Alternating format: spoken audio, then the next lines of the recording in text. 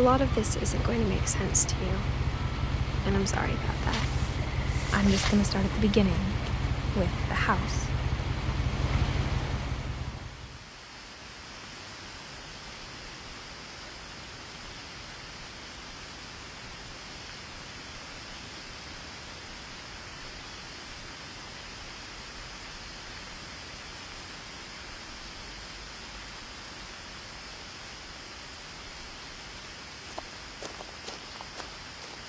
My brother Milton disappeared when I was 4.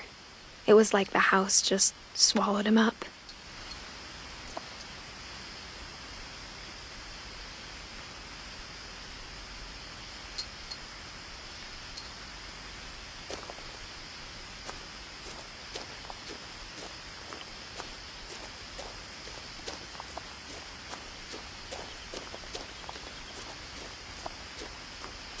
I lived here until I was 11. But I wasn't allowed inside half the rooms.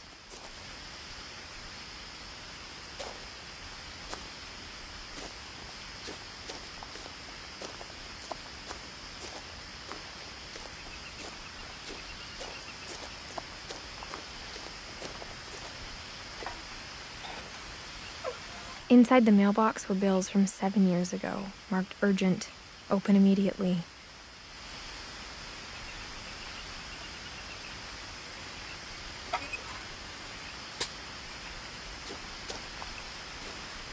I hadn't been back since my brother Lewis's funeral.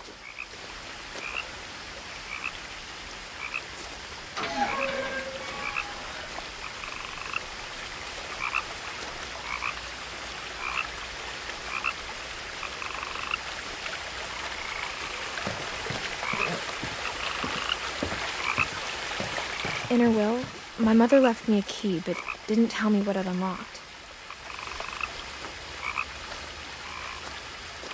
Maybe she thought I'd know, or she thought that the mystery would be enough to bring me back.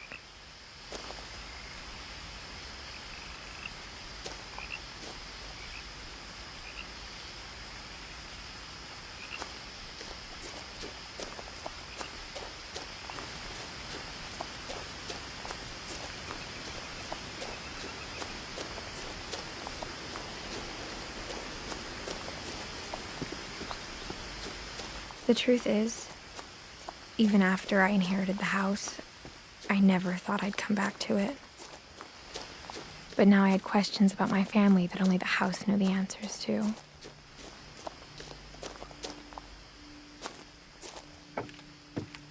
The woods around the house have always been uncomfortably silent, as if they're about to say something but never do.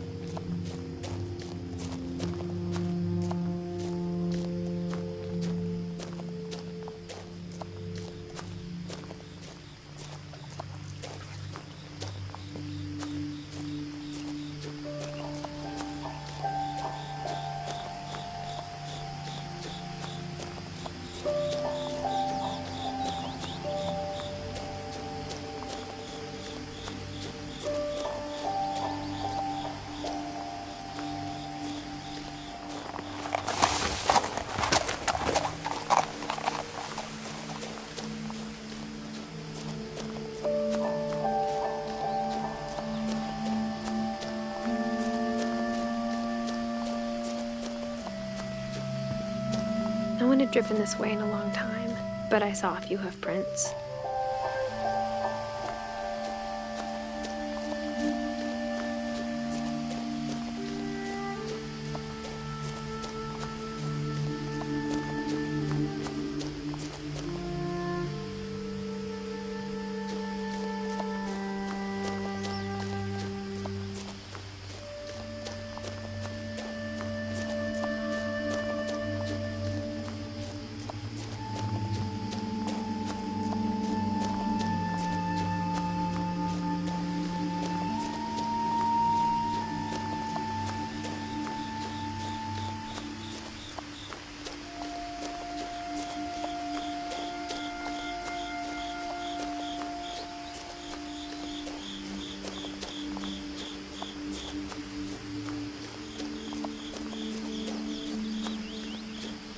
The house was exactly like I remembered it, the way I'd been dreaming about it.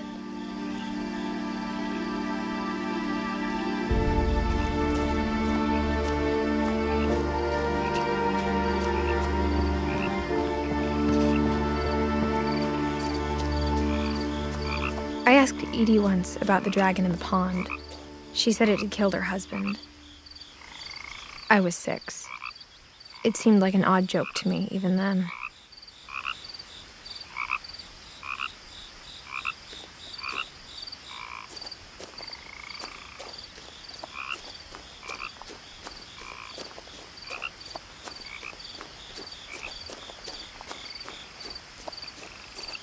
As a child, the house made me uncomfortable in a way I couldn't put into words.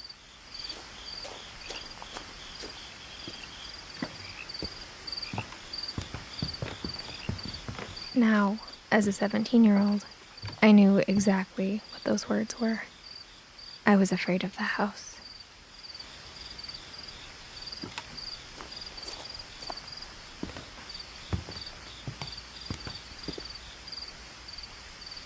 I hoped the key might unlock the front door.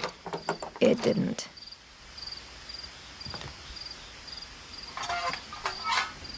Looking in, I felt like the house itself had been waiting for me.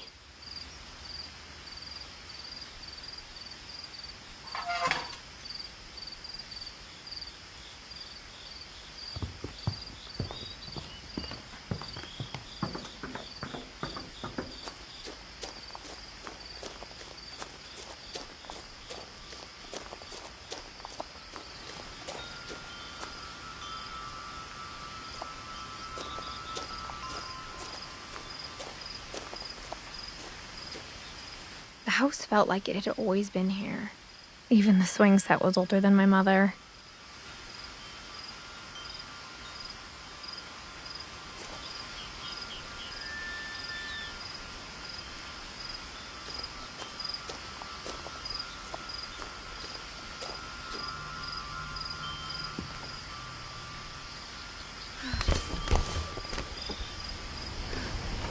Crawling through the doggy door used to be a lot easier when I was 11.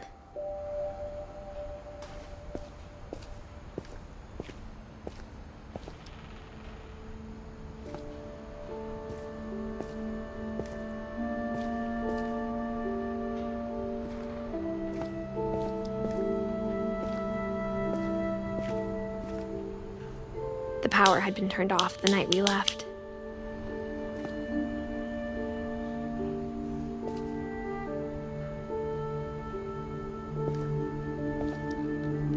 For the first time in years,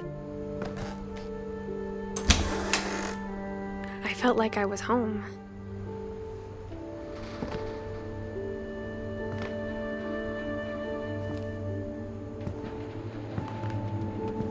But instead of a family, there were just memories of one.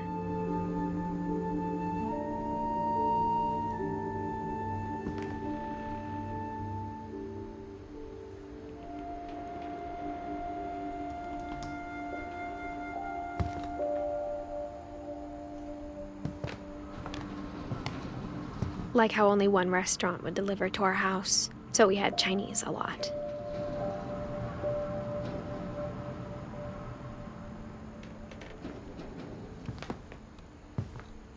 Or how after Louis started working at the cannery, we all got sick of eating salmon. Except our cat, Molly.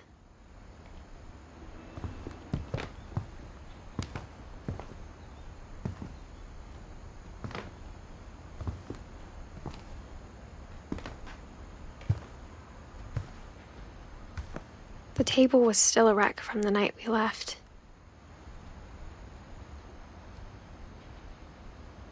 It was like a bomb had gone off, killing everyone but sparing the furniture.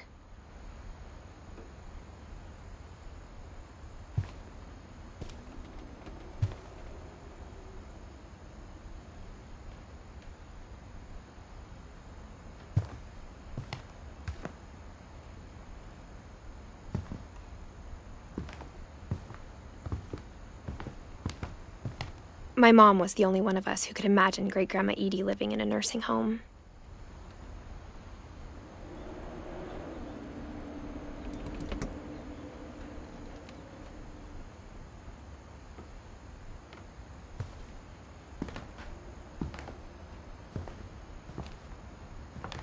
Nothing in the house looked abnormal. There was just too much of it, like a smile with too many teeth.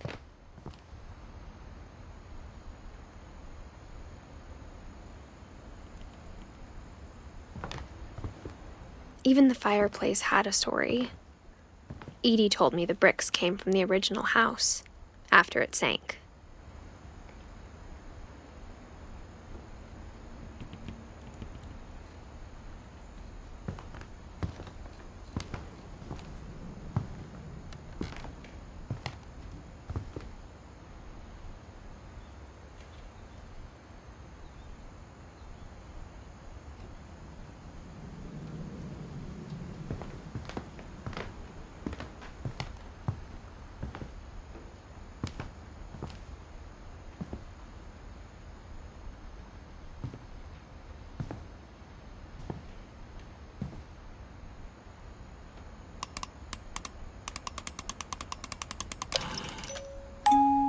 Great-Grandpa Sven built a music box for Barbara, along with the rest of the house.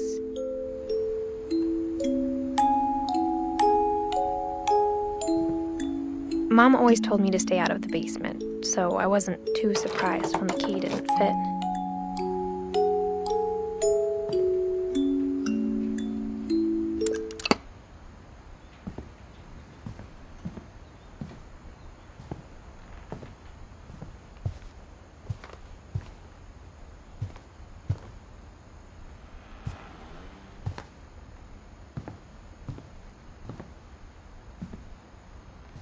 A lot of things got left behind in the whirlwind of that last night.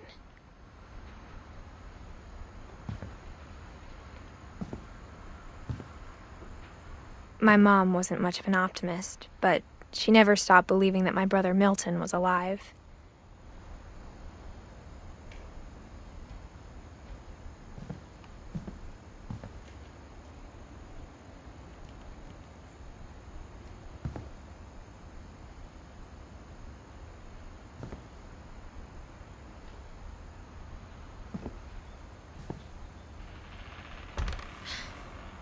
Edie told me once that every Finch who ever lived is buried somewhere in the library.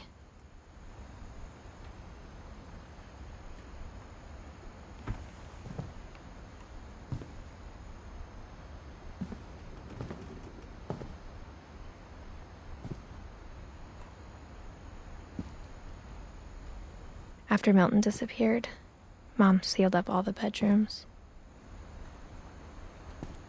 Then Edie retaliated and drilled peepholes.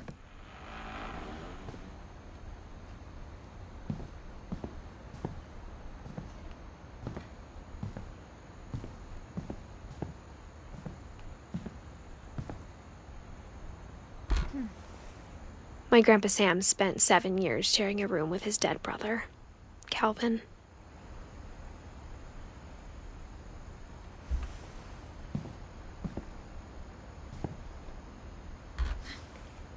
As a kid, I just assumed every house had peepholes and sealed rooms you weren't allowed inside of.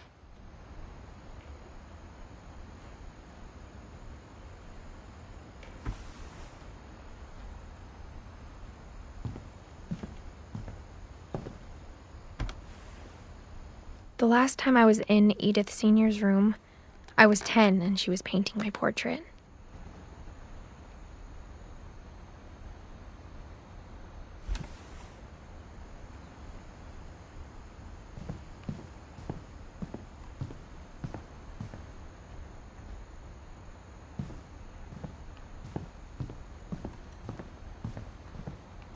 Edie's father, Odin, built the original house.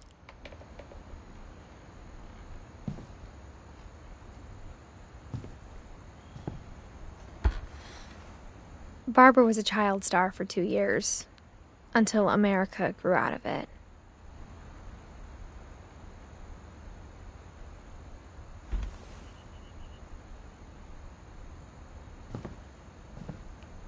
Whenever people ask me about my family, the first thing they always want to know about is Barbara.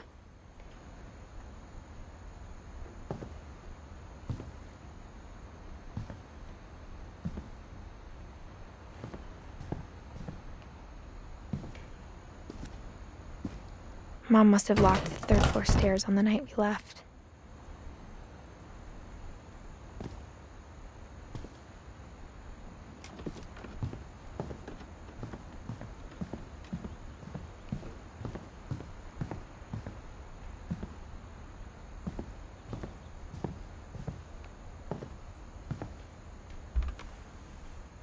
Molly always seemed like a girl I could imagine being friends with, if she hadn't died in 1947.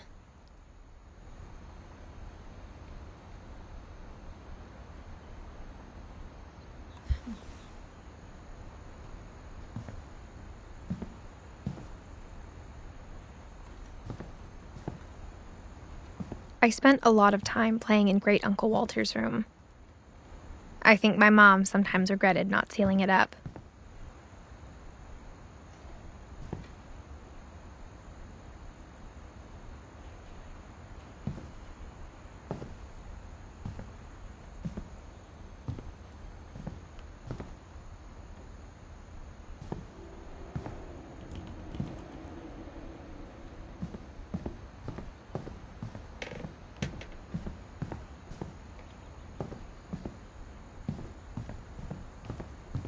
Lewis told me there were secret passages, but I never believed him.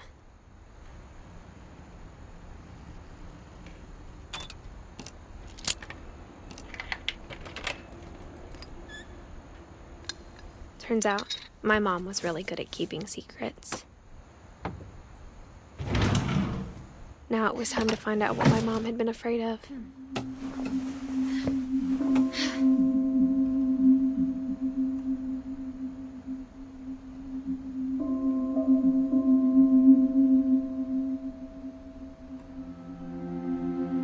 From the paintings on the wall, it was clear my brother Milton had been here before me.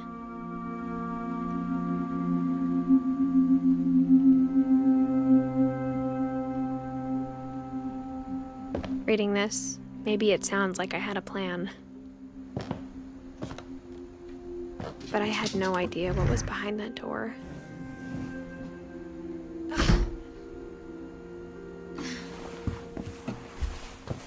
Just like I had no idea where all this was gonna lead.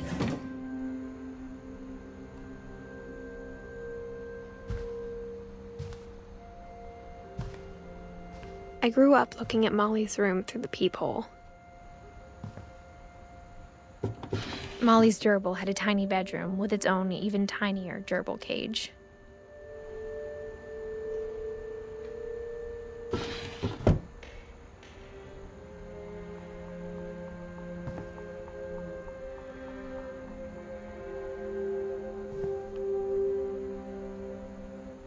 Being inside for the first time, I felt like I'd stepped behind a painting.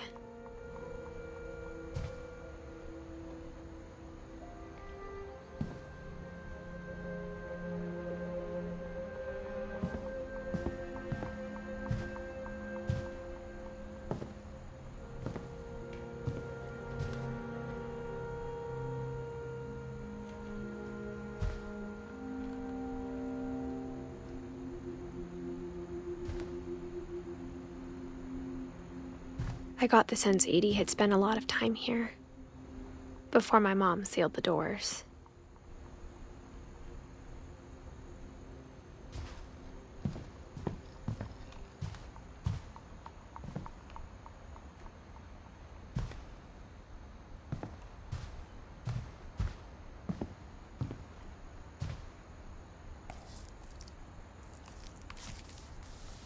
December 13th, 1947. Dear Diary, I'll be gone soon, but I wanted to tell somebody about what's gonna happen. It started when Mom sent me to bed without dinner. I woke up and I was starving, so I looked around for something to eat.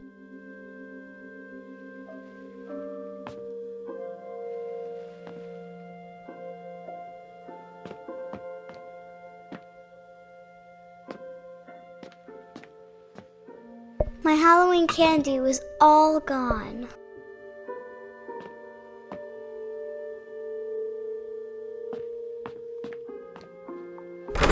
Mom, can I come out now? Sweetheart, it's late. Go to sleep.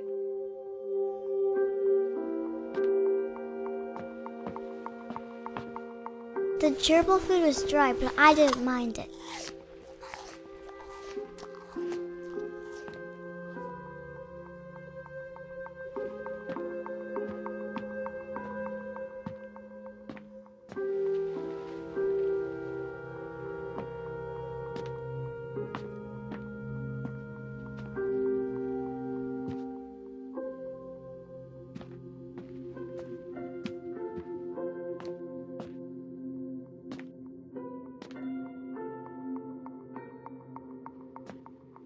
I thought about eating Christopher, but I held back.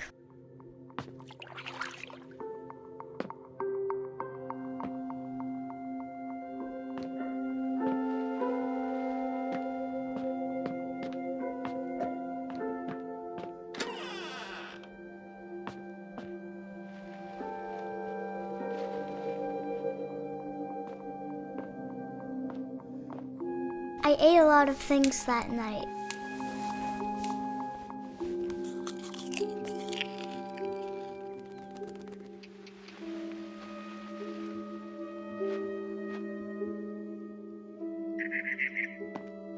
I kept eating and eating.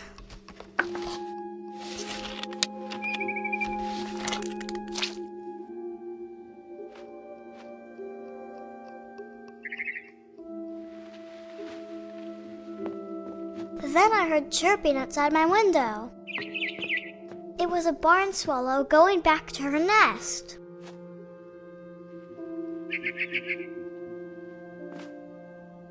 I reached out for her.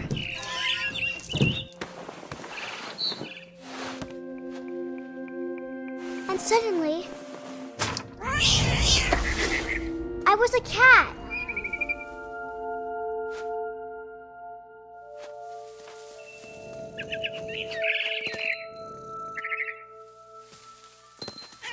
I tried to be quiet, but the bird was really scared.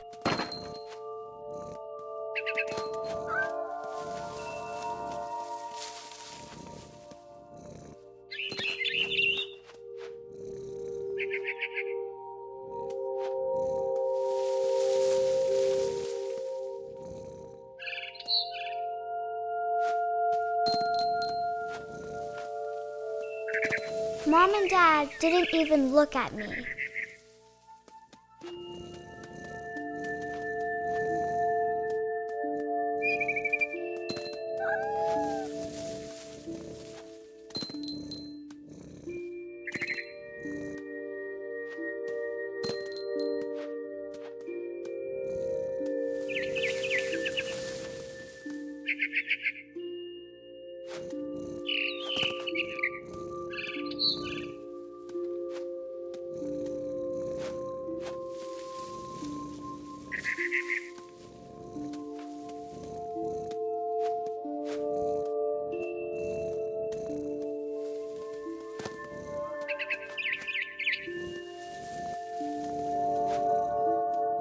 The babies were all gone.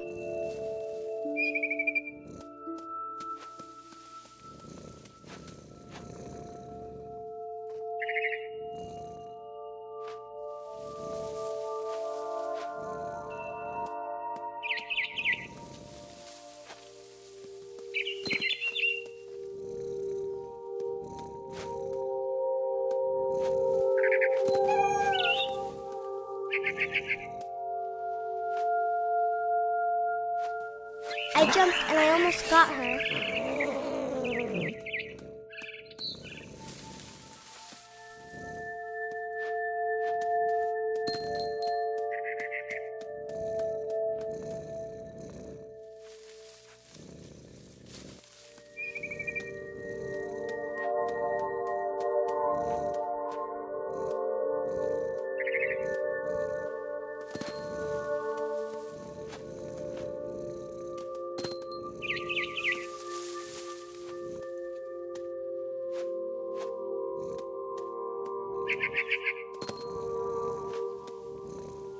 I could tell she was getting really tired. Now I was up in the big tree. I promised Dad I wouldn't climb it anymore. All I cared about was eating that mama bird.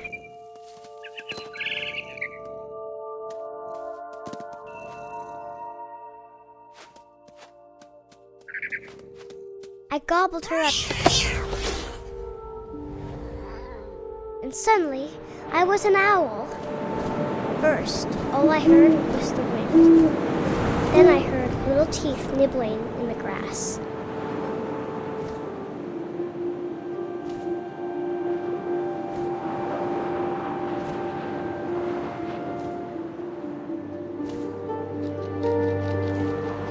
Rabbits.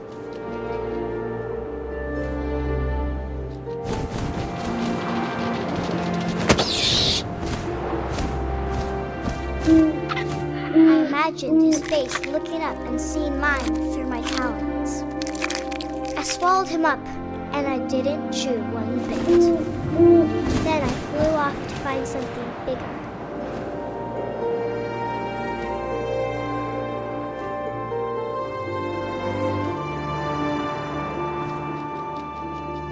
A mama rabbit.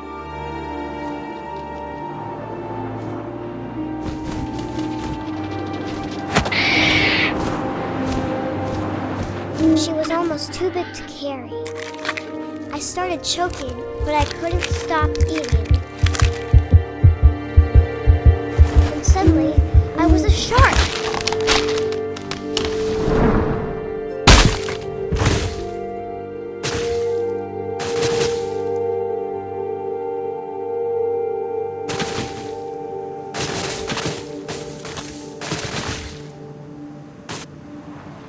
I rolled off a cliff and into the ocean. Now, I was hungrier than ever.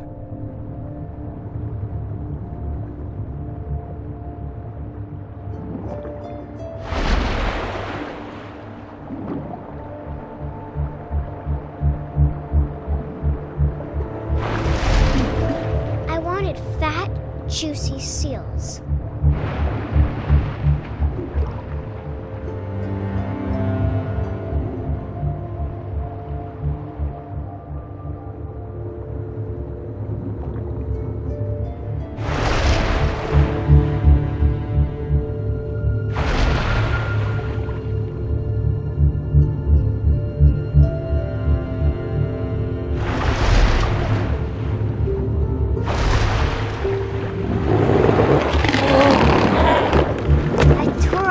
Flipper, and it tasted really good.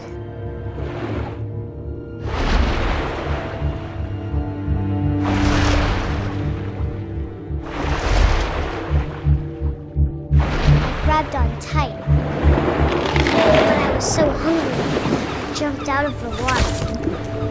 When I opened my eyes, everything had changed.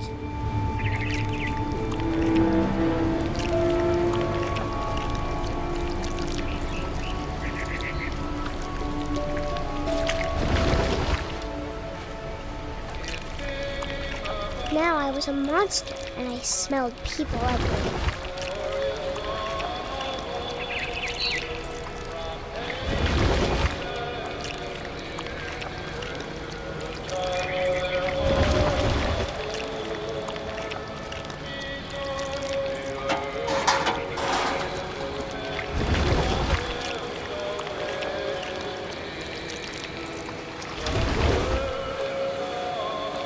I was big, but I moved real quiet.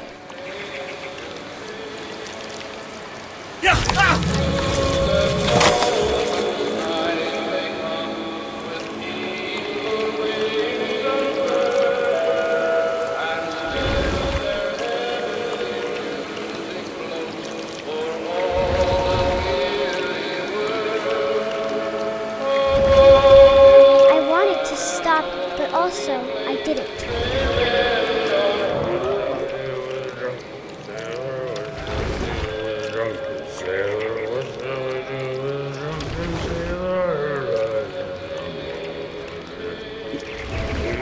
Belly with a rusty razor, his belly with a rusty razor, his belly with a rusty razor. What shall we do with a drunken sailor? What shall we do with a drunken sailor? What shall we do with a drunken sailor?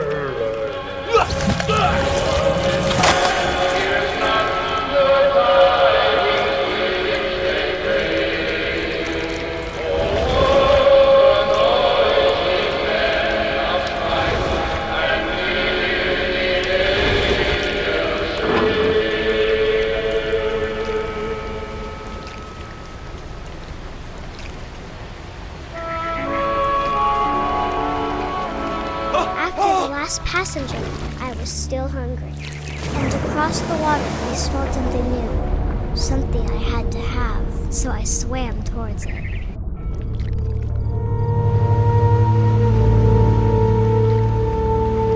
I slithered onto the sand, and the good smell went into an old pipe.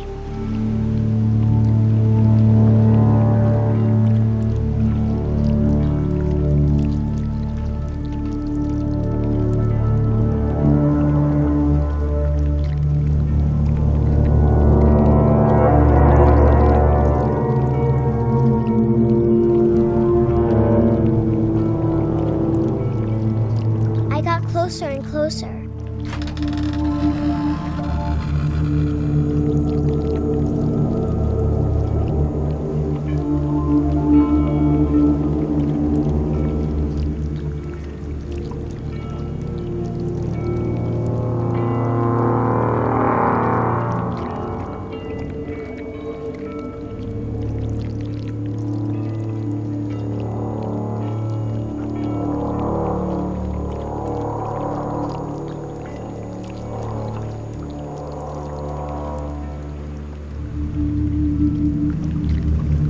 All of my stomach started growling. And suddenly, I was me again. I held my breath for a long time, but I couldn't hear anything. I think it's waiting for me to fall asleep. But it's not going to wait much longer. It needs to feed, and we both know I will be delicious.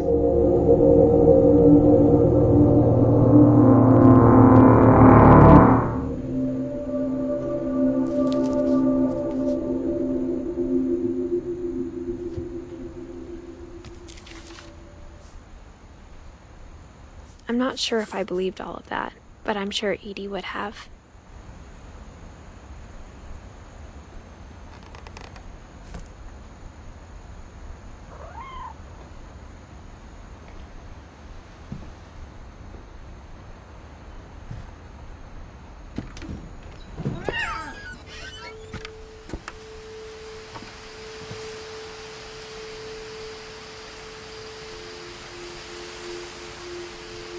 This will be obvious later, but my mom never told me any of these stories.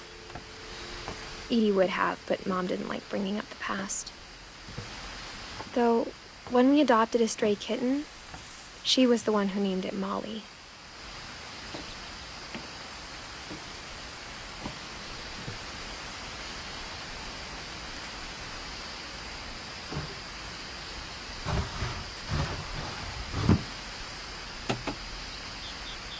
I spent a lot of time in Great-Grandma Edie's room.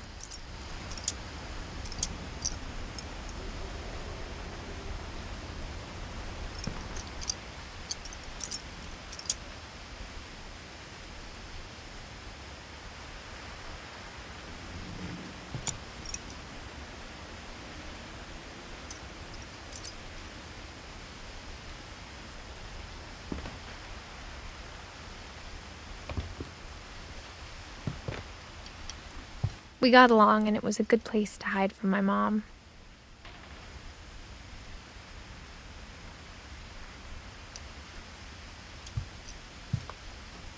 Edie gave a big interview about a mole man living under the Finch house.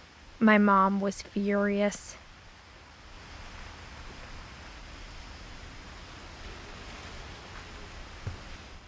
I hadn't thought of myself as Edith Jr. for a long, long time.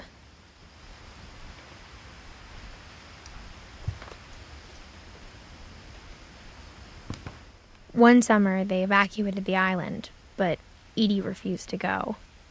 For a few weeks, she was a celebrity.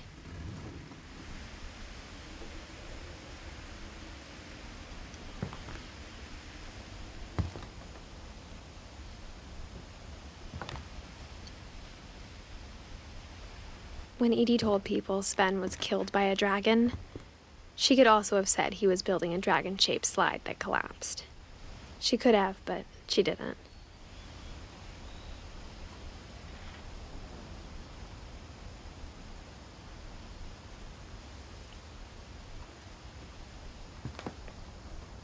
even in her 90s. Sometimes Edie seemed a lot younger than my mother.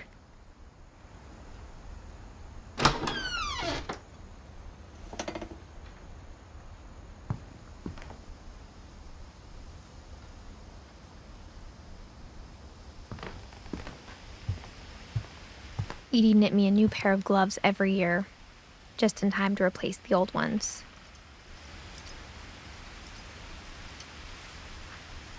Louis died a week before we left, but Edie had already started to memorialize him.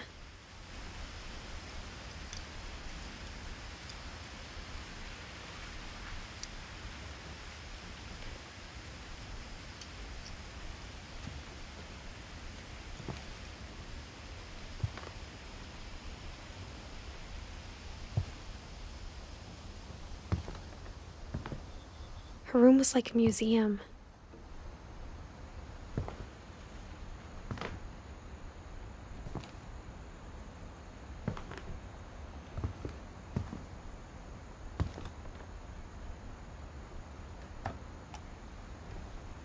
For 500 years, the Finches have been famous throughout Norway for their fortune and misfortune. Odin Finch buries the latest victims of the family curse, his wife Ingeborg and their newborn son, Johan. On January 7th, 1937, he set sail with his family and his house, hoping to leave the curse behind. But 40-foot waves off the coast of Washington send the house and Odin to the bottom of the sea. Odin's daughter Edie, with husband Sven and baby Molly, step ashore on their new home, Orcas Island. Odin Finch is the first to be buried in the new family cemetery.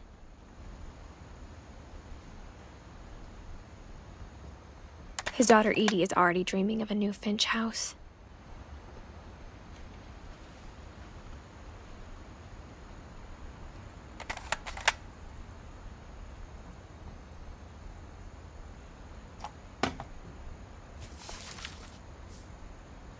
Whatever's wrong with this family, it goes back a long ways.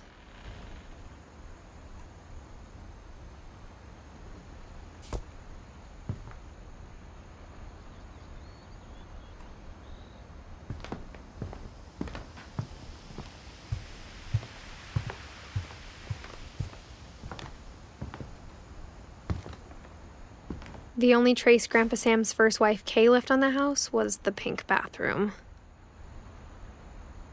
It was a pretty big trace.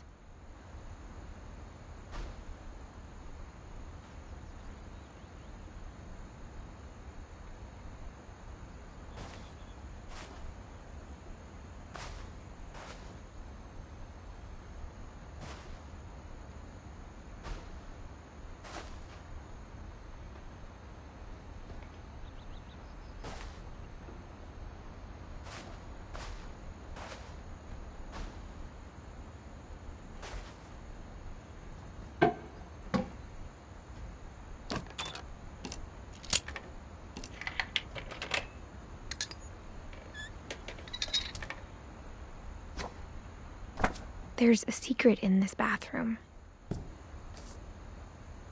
It's in the last place you would look. It isn't in the cupboard. It's hidden in this book.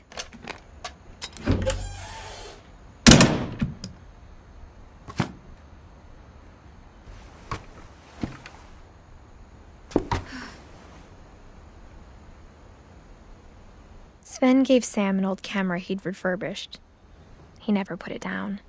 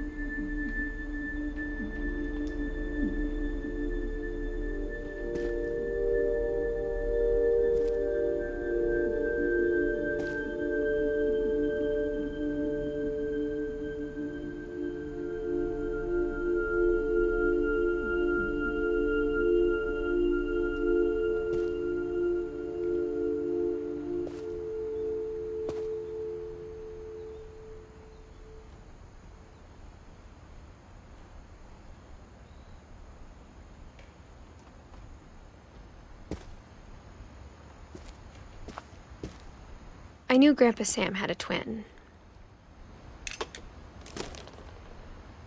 and that he never talked about him.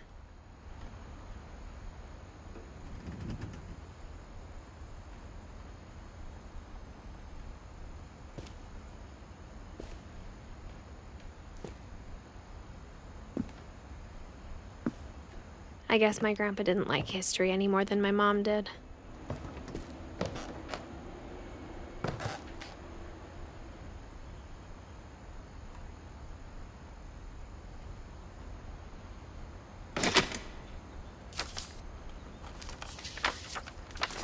How I Want to Remember My Brother by Sam Finch. The thing I remember is that when he made up his mind, that was it.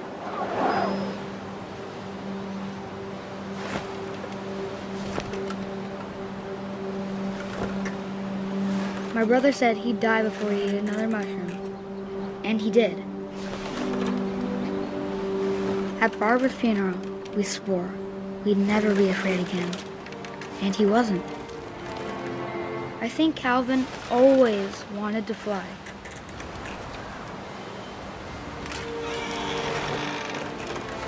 Sam! Calvin! Dinner's ready! Coming! But that day, he finally made up his mind to do it. I told him going around was impossible. Maybe if I hadn't said that,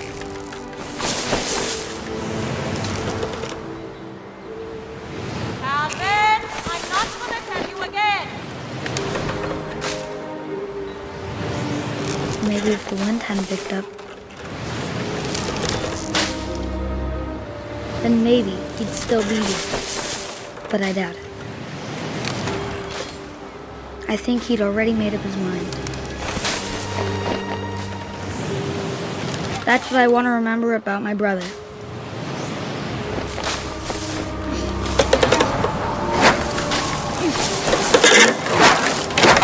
The day he made up his mind to fly. And he did.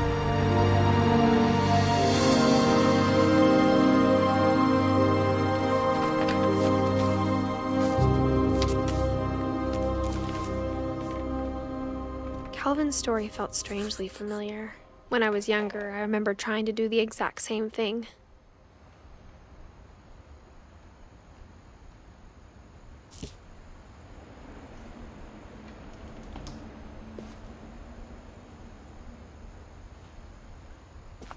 After the funeral, Edie roped off Calvin's half of the room.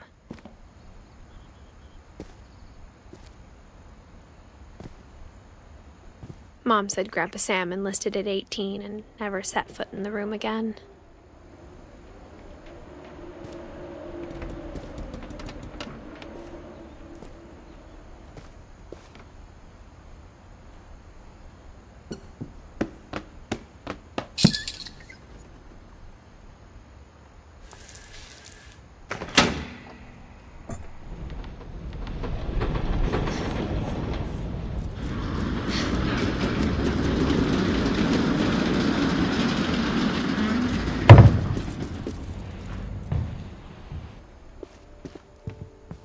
The passages were a pretty tight fit.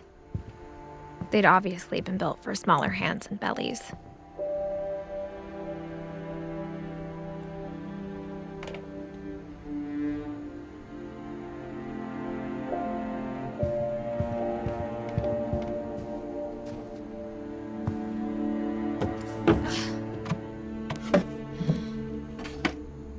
Growing up, I always thought of Barbara as a child star.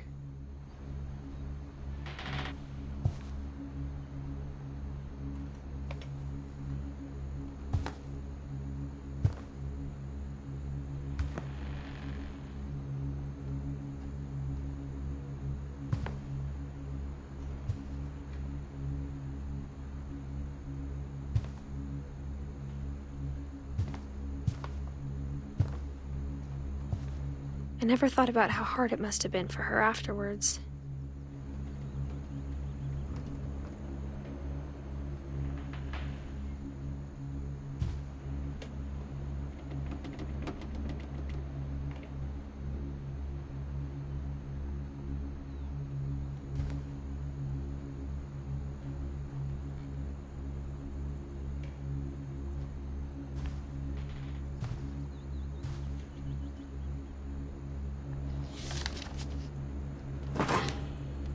Of all the stories people wrote about Barbara's death, I'm surprised Edie saved this one.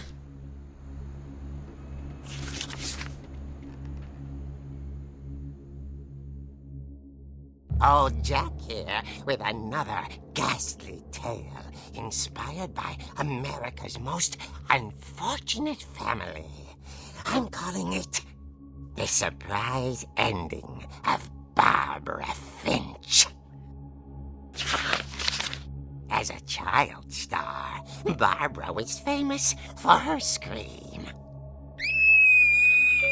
Now at 16, she was all washed up. A has-been. But in a lucky break, she'd been asked to perform her signature scream at a local convention for monster movie fans. It was just the boost her career needed. Unfortunately, her scream hadn't aged well. Getting better. I think you just need the right motivation. Her biggest fan and current boyfriend, Rick, was about to demonstrate when... Now that was a great scream. It was Barbara's father, Sven. He'd slipped into a table saw and had to be rushed to the emergency room. So Barbara got stuck babysitting her youngest brother, Walter. Her convention comeback was canceled. Okay, I'm hearing frustration, but I'm not hearing terror. What if I tried... A gang of hoodlums in Halloween masks have been terrorizing Orcas Island tonight. Police are urging residents to... That came from the basement. You're right! Also, I loved your delivery on that. Why is your basement door locked? Because my dad likes making puzzles and secret passages. There's a key hidden in the music box. The secret is to keep winding and winding until finally the key pops out. Thanks, babe. I'll be back in a sec. 20 minutes later, Rick hadn't returned. So Barbara went to look for him, right on cue. She reached for the music box.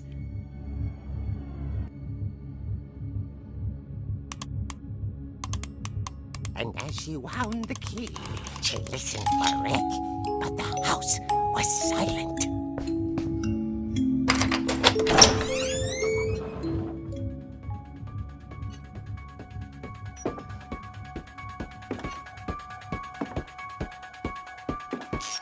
She found Rick's crutch and imagined the worst.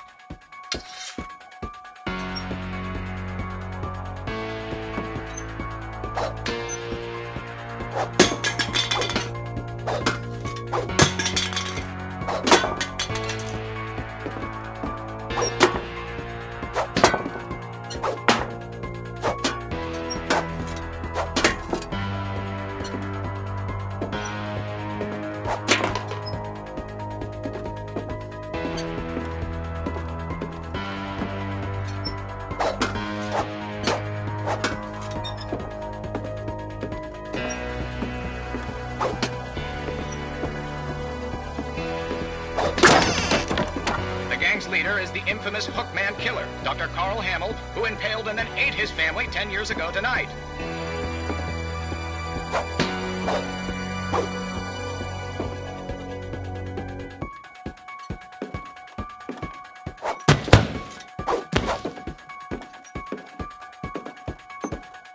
The old fridge rattled and grew still.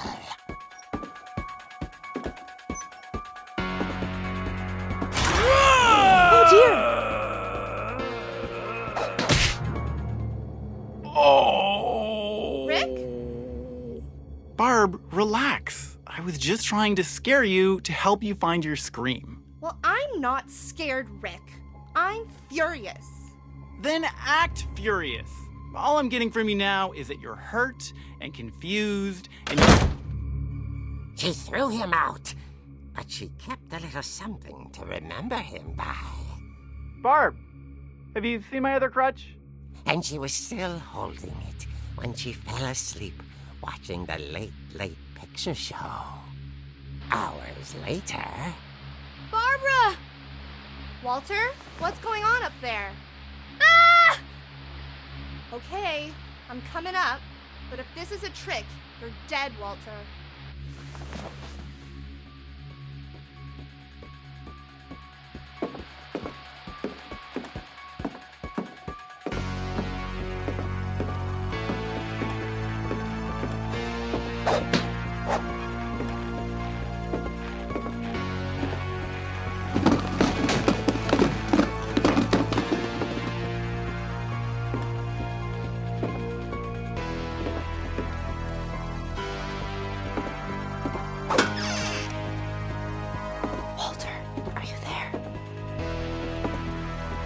Walter had vanished, but his bedside radio was still on. Orcas Island police describe the man as 6 feet tall, with a steel hook for a hand. Residents are urged to lock all doors and windows and notify the police of any suspicious activity.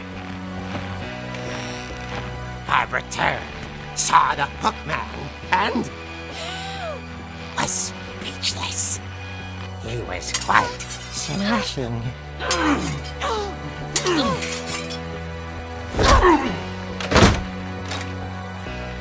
And whoever he was, he couldn't get enough of Barbara. Okay, Barbara, there's gotta be another way out of here.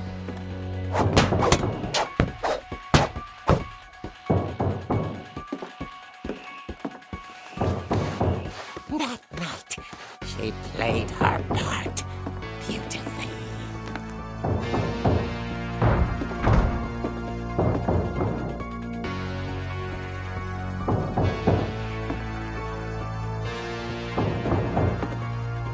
Molly's door hadn't been opened in years.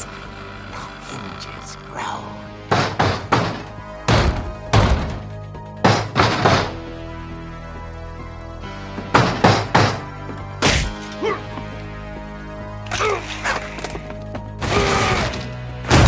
He wasn't moving, but she sensed the story might not be over yet.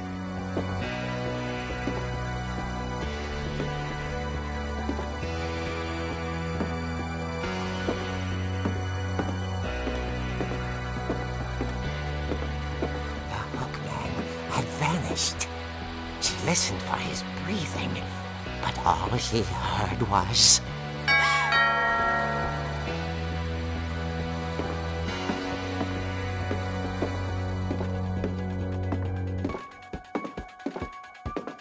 At the door, she heard whispering.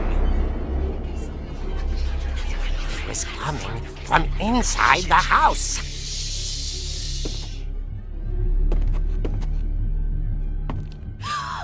Oh dear.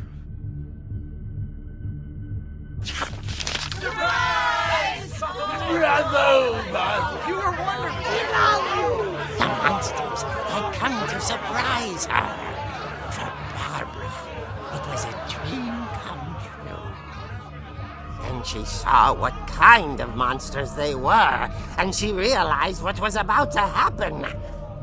She was going to be famous. And with her final breath, Barbara Finch gave the performance of her life.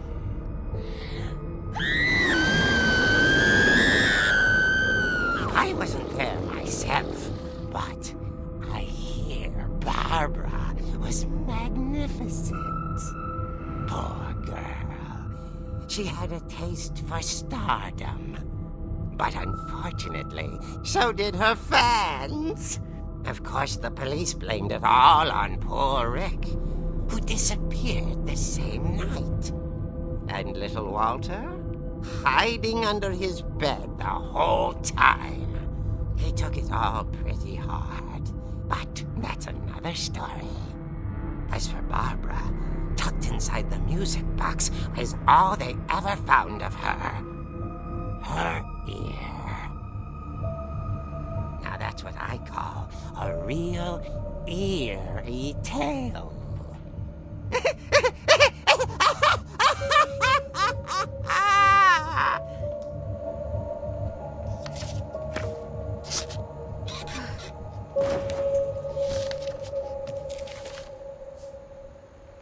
Edie told me all Barbara wanted was to be remembered, as absurd as that comic was. Maybe what Edie saw was a happy ending.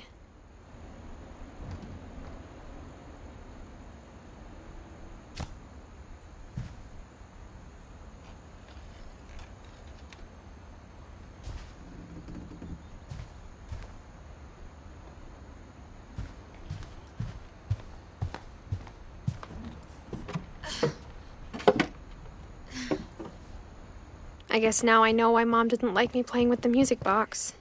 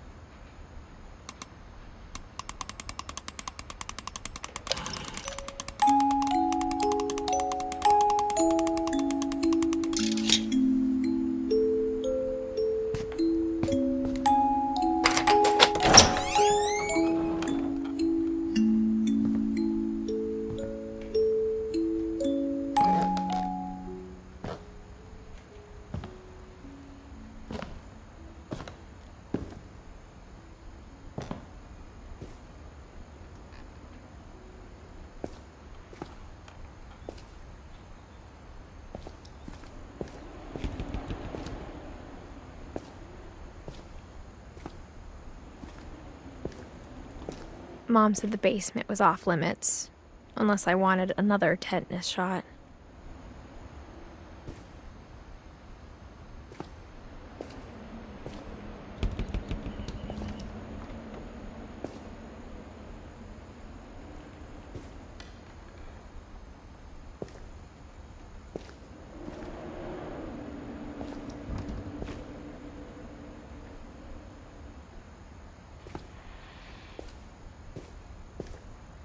I saw Edie sneak down to the basement once, carrying packages.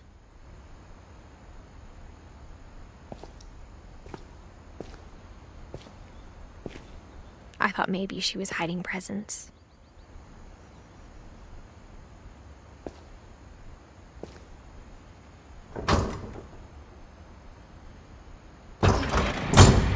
It turned out she was hiding a lot more than that.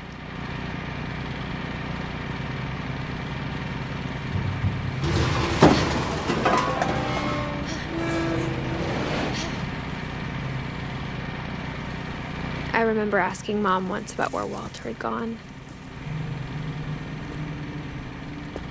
She said after Barbara died, he got as far away as he could.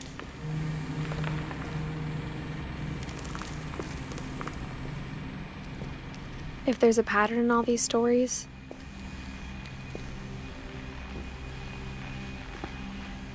I think it's that none of us has gotten very far.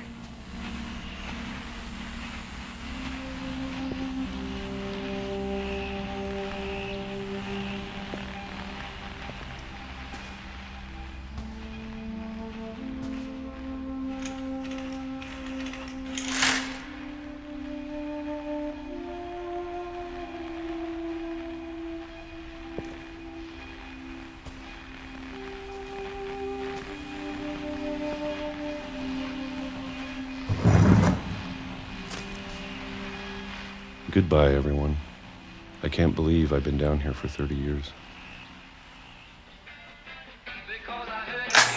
On that first day, after the shaking started, I didn't think I'd survive a week.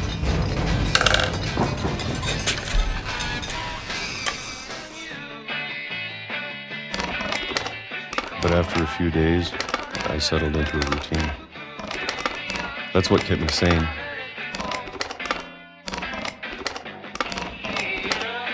Having a schedule, living for today.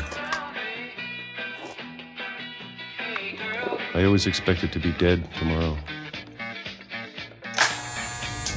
But if you wait long enough, can get used to anything.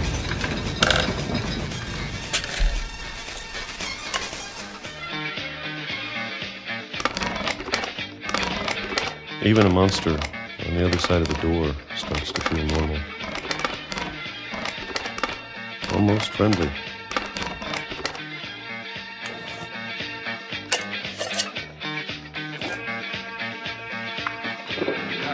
And then one day, everything just stopped. Whatever that thing was, it was gone. Maybe it got tired of waiting. Or maybe I just got tired of being afraid.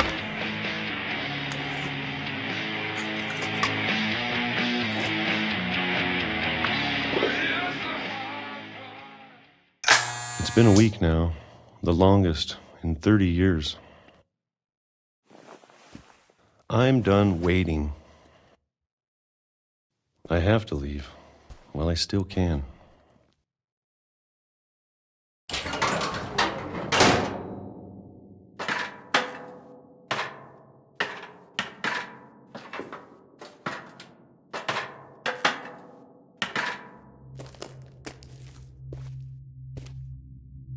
I know it's out there somewhere. Whatever killed Barbara and Molly and Calvin.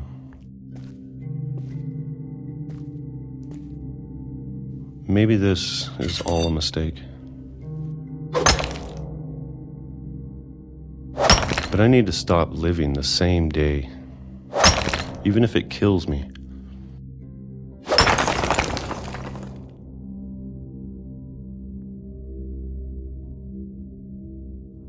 Whatever's out there, I want you to know I'm ready for it. I'm going to appreciate all of it, especially the food. I don't mind if I only have a year left, or a month, or a single week. I'd be happy with one new day. I can already imagine the sun on my face.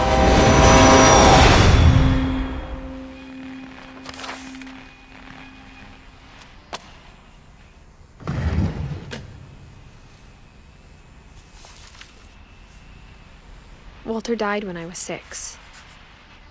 I can't believe my mom never told me he was down here.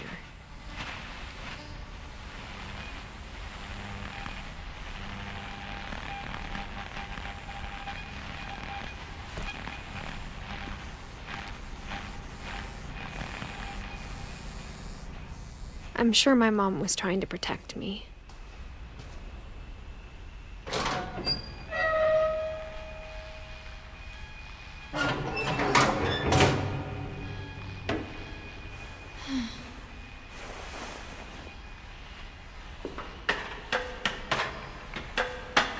Maybe she was afraid I'd end up like Walter. But if she never told me about an uncle under the house, I can only imagine what else she was hiding.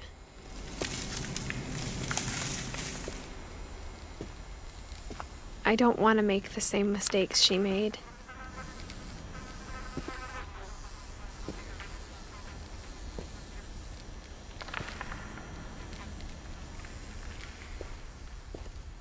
Trying to bury something that's still alive. Now that there's only one of us left, or maybe 2, I thought it was time I heard the stories for myself and found out what happened to everyone else. But now I'm worried the stories themselves might be the problem. Maybe we believed so much in a family curse, we made it real.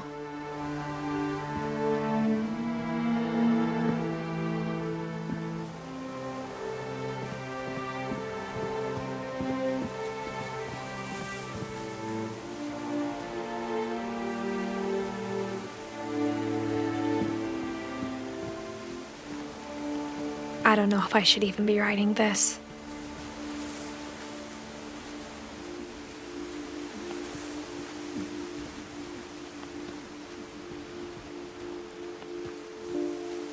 Maybe it'd be better if all this just died with me.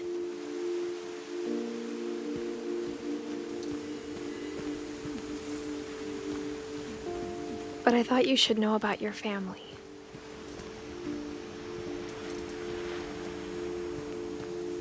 And the history you're a part of.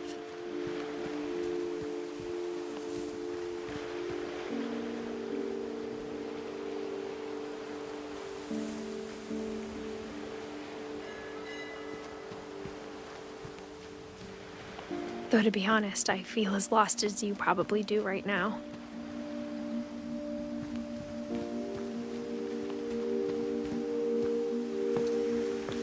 I think the people in these stories believed them, for what that's worth.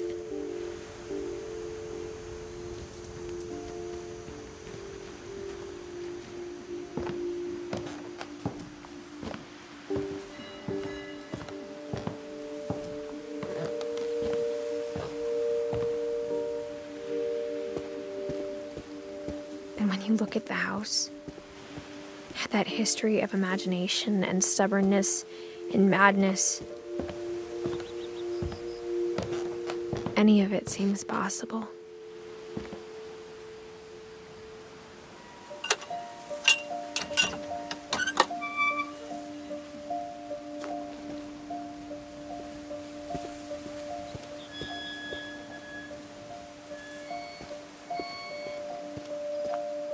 I think we've been surrounded by death for so long, we've just gotten used to it. What kind of family finishes building a cemetery before starting the house?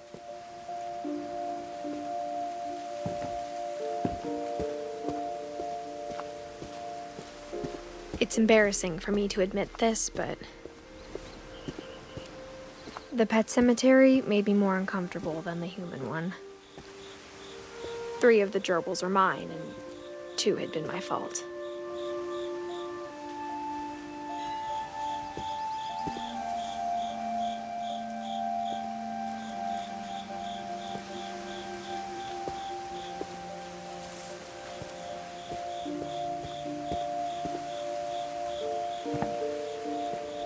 Sven built the house, but it was Edie who designed the cemetery.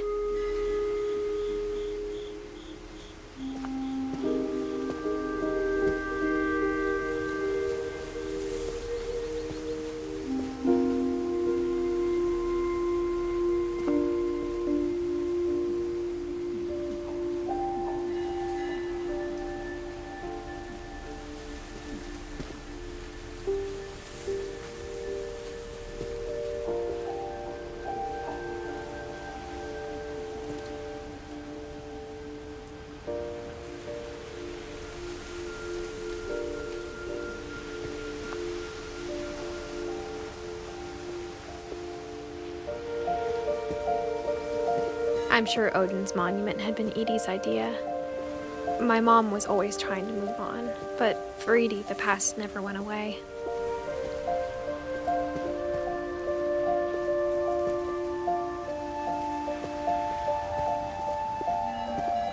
She could see it poking out of the water at low tide.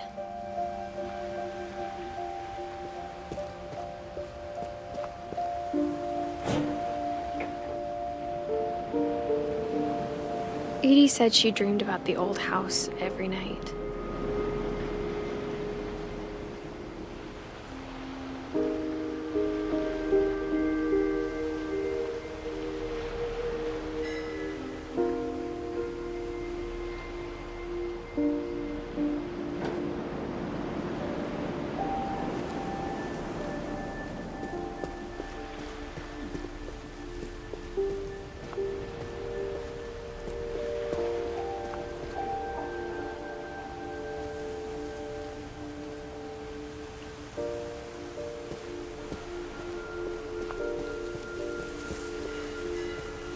Edie's side was always easier for me to understand.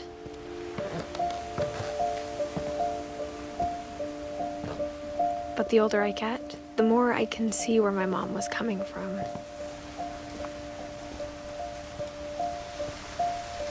Her dad had been pretty strict, but it wasn't enough to save her brothers. She was just trying to do better.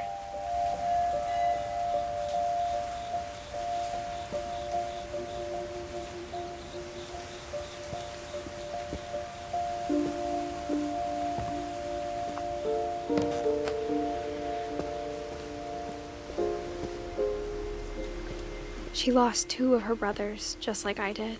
I get why she tried so hard to protect us.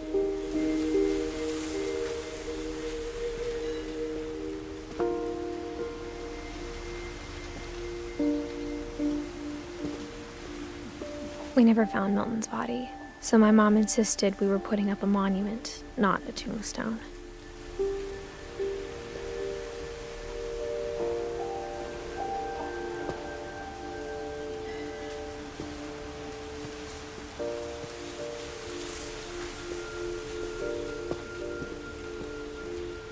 There's so many things I wish I could ask my mom now.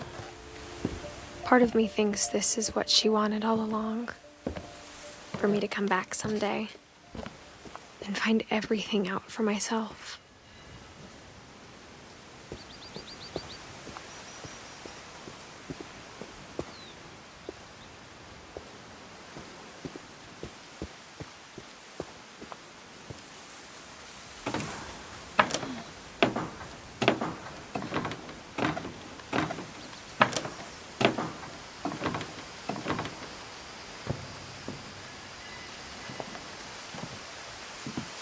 But looking back on it now,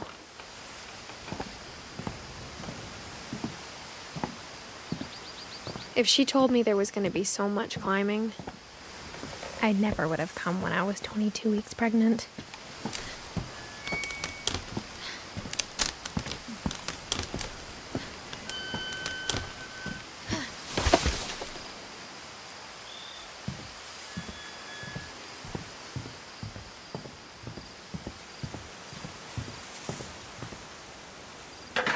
I never met Grandpa Sam, but I think he and my mom had a lot in common.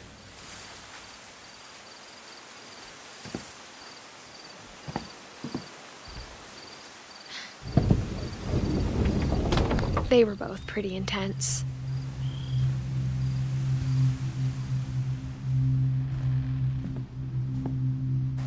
Instead of hiding from death, Sam seemed to go out of his way to meet it.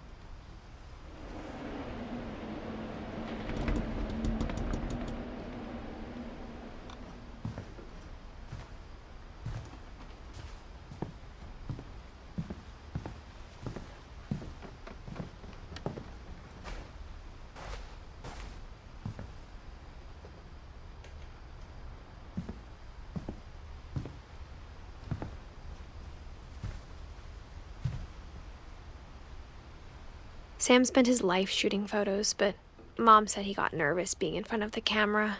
I guess we're all afraid of something.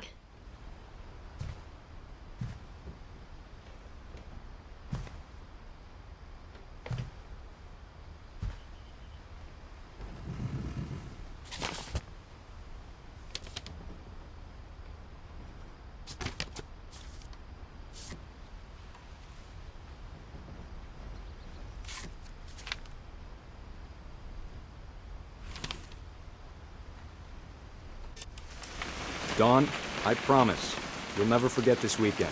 Yes, sir. These memories are gonna last a lifetime. Am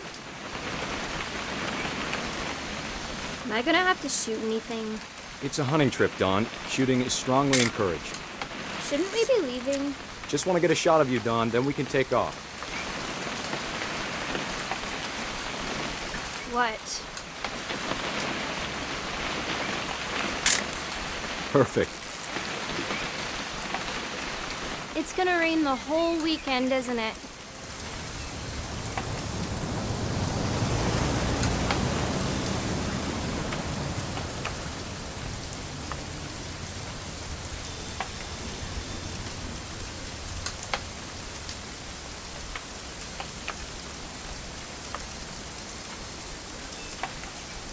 Please just take the damn picture. Hey, language. I will never forget this weekend, Dad. That's the spirit. Okay, got it. I'm gonna take some pictures, okay? Just be careful. That camera's older than you are.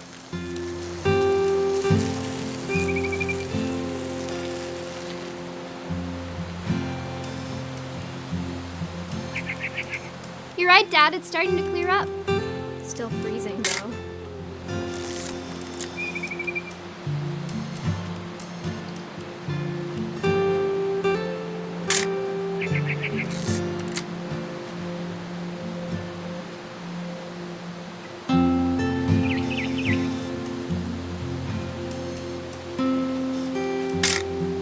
Aw.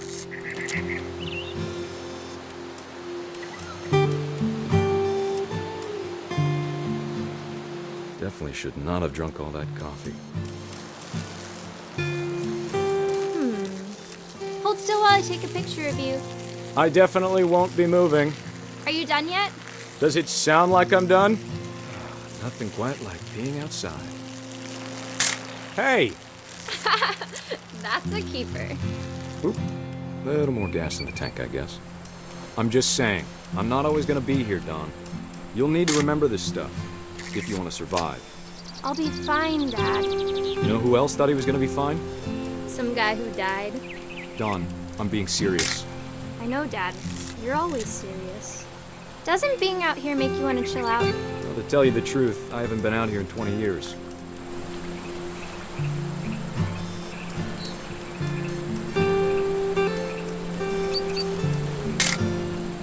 Don, don't you think you could find something more interesting to photograph? Last time I was with my brother Calvin. Man, that was a great trip. Your grandpa Sven taught us how to fish, how to build a fire. We found an old logging trail. There were deer everywhere. I bet if I could remember where that trail was, we'd spot a buck for you and... Dad! Good eyes, Don.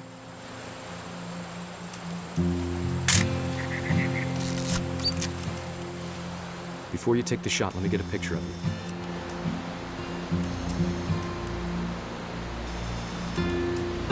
Dad, I... Just breathe. Turn off your imagination. Focus on your target.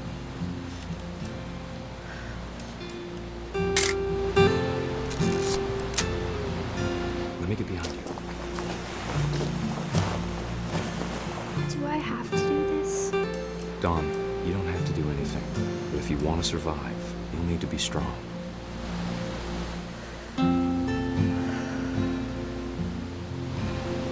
Now keep yourself squared up, elbows down, like we practiced, whenever you're ready.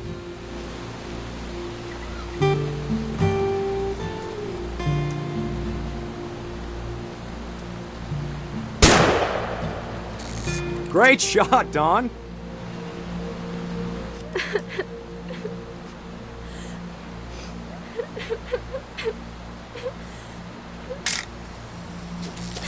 I'm proud of you, Don. Always remember that, okay? Dad, it's twitching. I think That's it's totally so... normal, Don. Just focus on the camera. Try not to think about... Dad!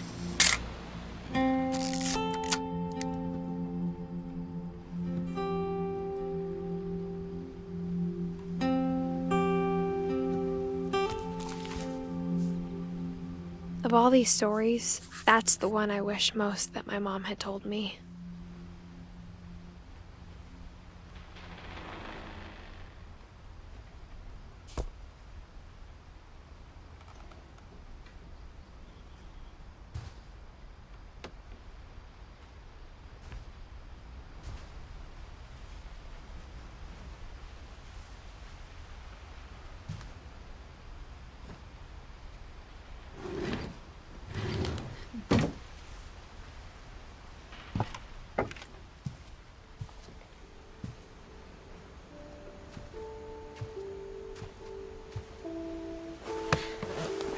After Sam died, my mom and Edie got really close.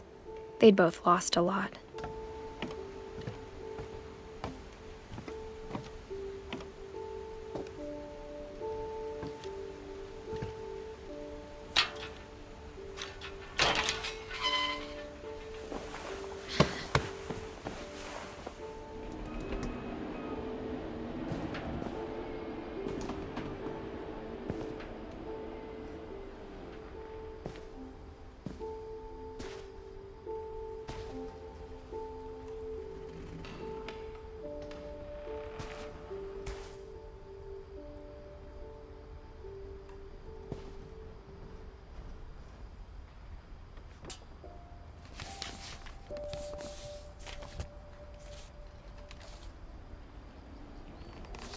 Dear Kay, do you remember the way Gregory used to laugh when he thought he was alone?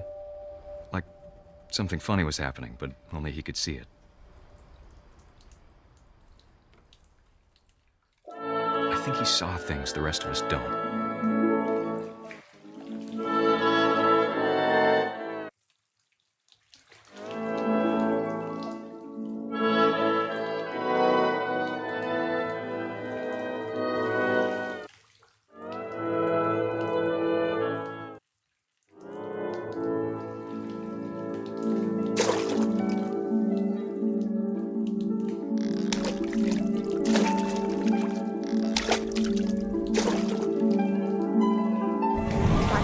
Gregory, it's time to... Hold on, sweetie. Hello? Sam, I told you I don't want to talk right now. I wonder what he saw.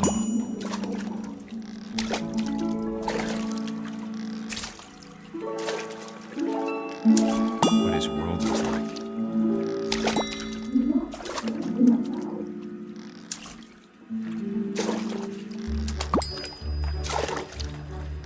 He reminded me so much of Calvin.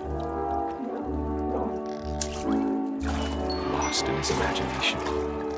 Whatever it was he saw.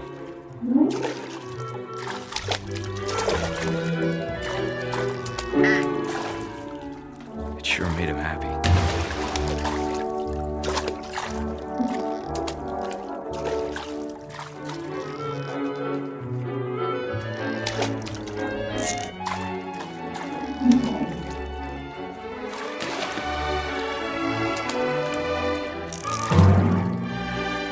I know how silly it sounds.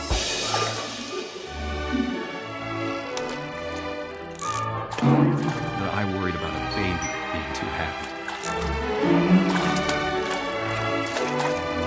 But I could feel him slipping away. Sorry about that, Gregory. I know you did everything you could. Maybe if I hadn't called that night. Damn it. Hold on, I don't want Gregory to hear this. I wish he could have told us about the world he saw.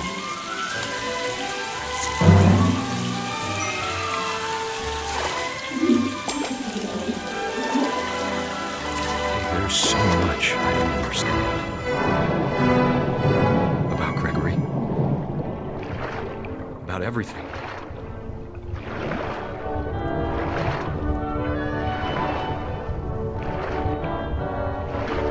But I know what happened wasn't your fault.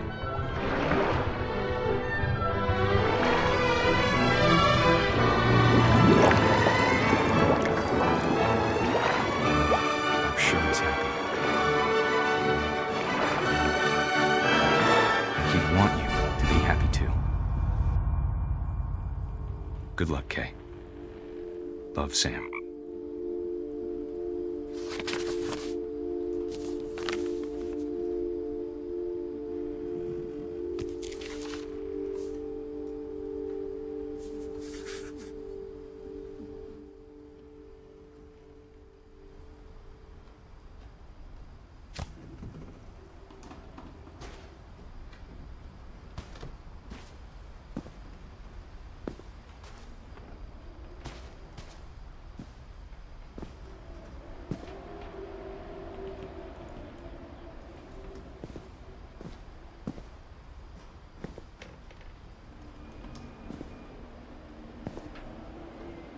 can't imagine my mom ever writing poetry, and yet...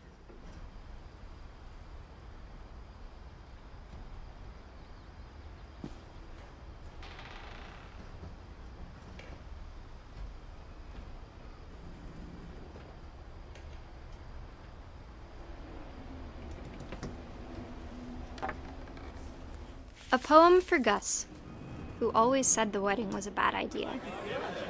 Our father never hit us kids, at least not very hard, before the day my brother said with teenage disregard that he'd be dead before he'd see a wedding in our yard.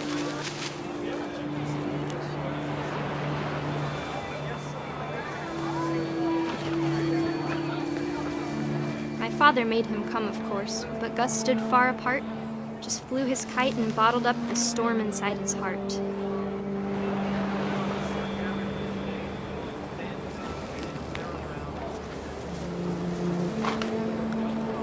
I tried to talk him out of it, but though he'd never met her, "We don't need a stepmom," were the words that I now pronounce you husband and wife. You may kiss the bride.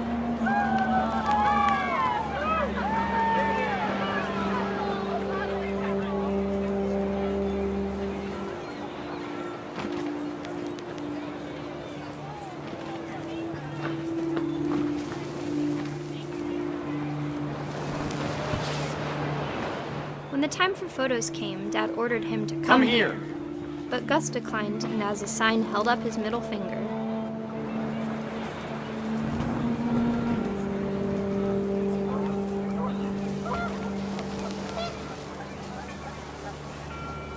The wind picked up and panicked geese appeared and quickly went. But all the humans did that day was go inside the tent.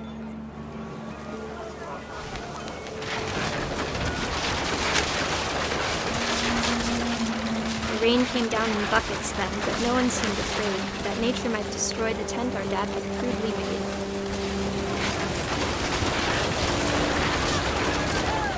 The thunder sounded much too close and full of angry power. But all my father said to this was, "Make the music louder."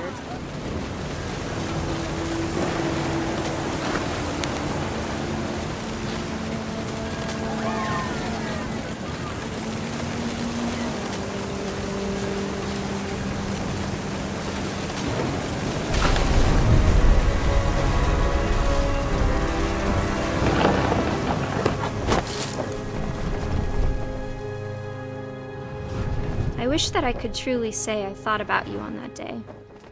Out there on the beach alone, just you, the wind, the sea, and foam. But I didn't, until we found you.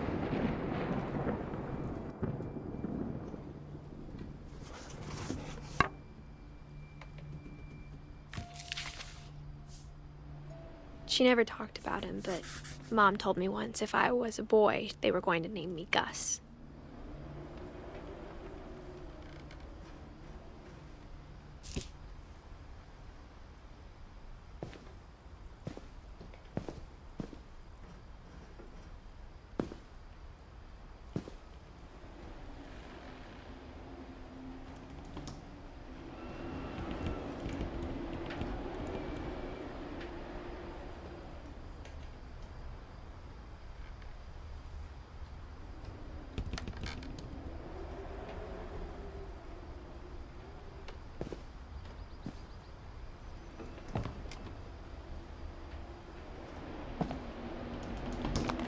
My mom moved up to the loft after her brothers died. At the time, it was as far away as she could get.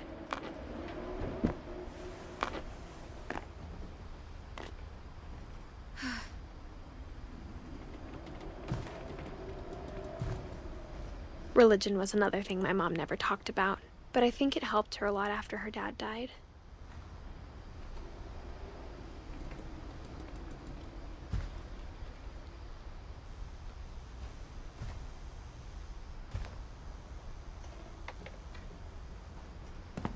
She spent a summer building houses in Calcutta, where she met my dad, Sanjay.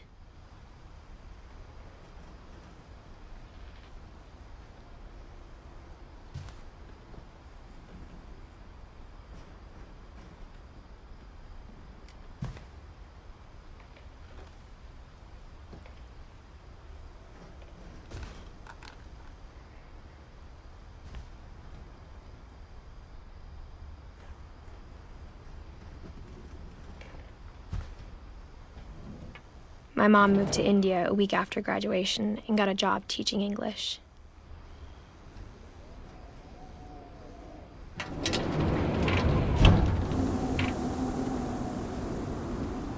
Louis was born a year later.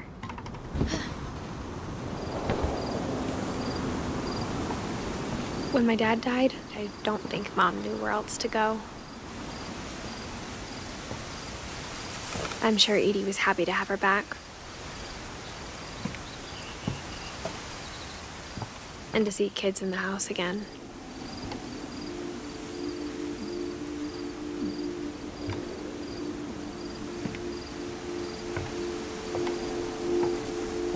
The house had to get a little bigger, but Edie was used to that.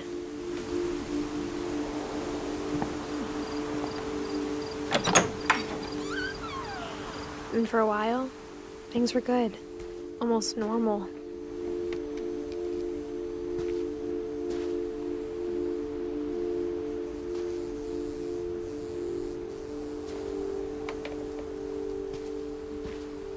But it didn't last.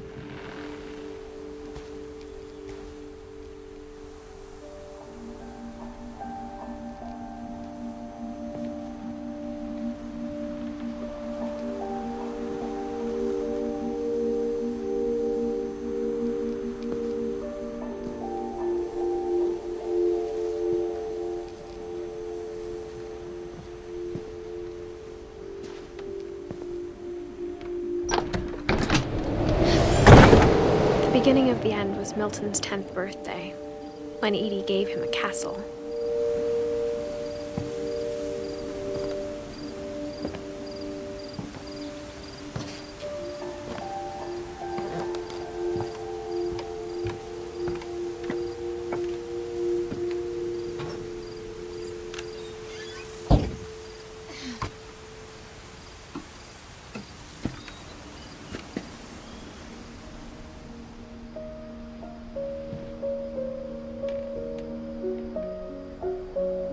I think Edie was happy to finally have another painter in the family.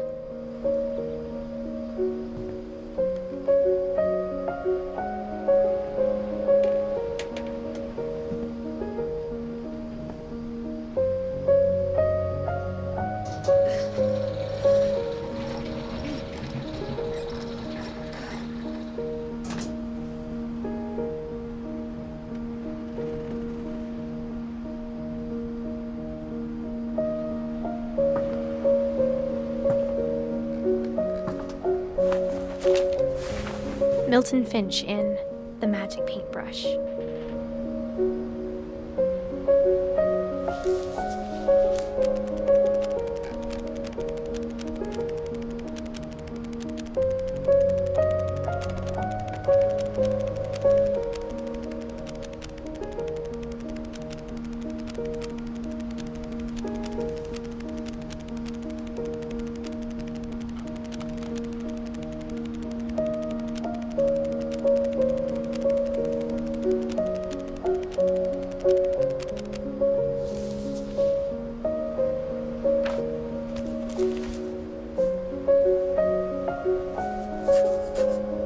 I was 4 when Milton disappeared.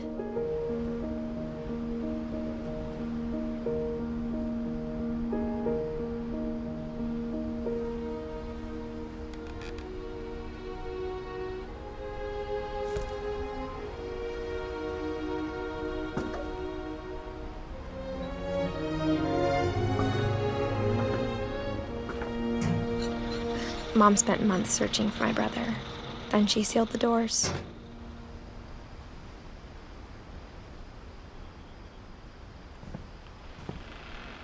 Whatever Milton had found in the house, Mom didn't want it getting out.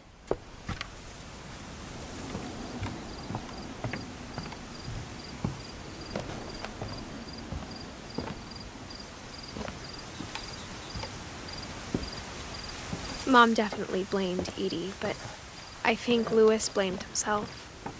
After he graduated, he just spent more and more time in his room, until Mom got him a job at the cannery.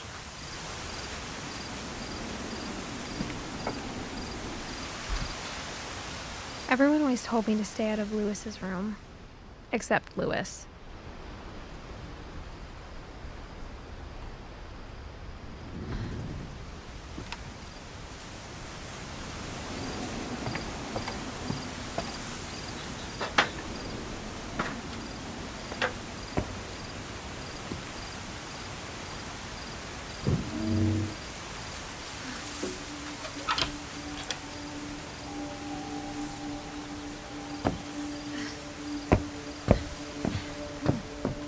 Lewis's room smelled very, very familiar. That part of him lived on.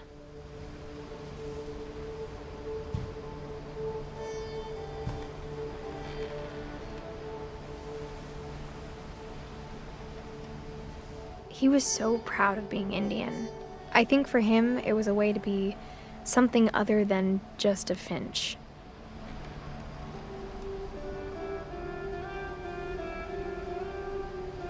Lewis and I spent a lot of time playing games together, but he was surprisingly bad at them. He died a lot.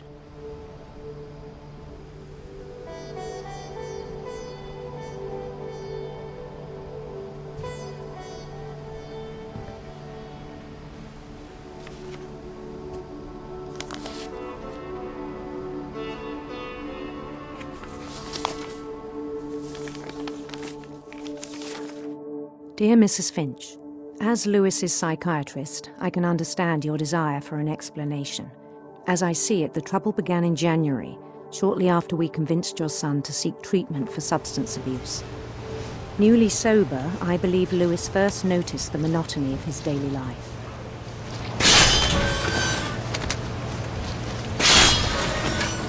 He kept working at the cannery, but he withdrew part of himself. In our sessions, I saw the same behavior. His mind began to wander. I asked him to describe it. He said he started small, imagining a labyrinth. He'd feel his way about. Then something moved. Bats. And toads.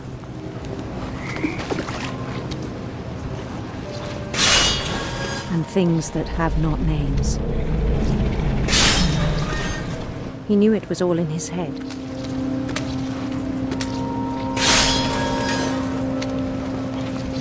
But he took it very seriously. I had hoped he'd find himself.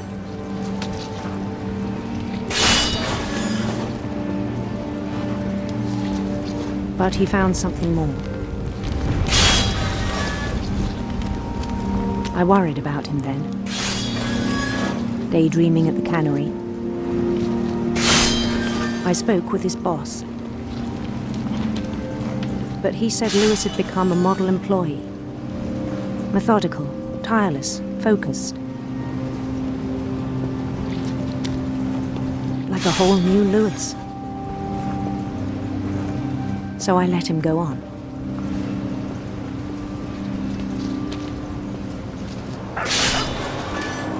I even encouraged him. It seemed very promising at first. He told me he'd made a new friend.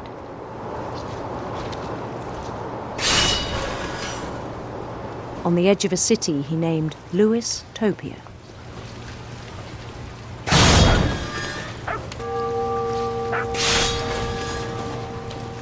He built the city up slowly, brick by brick.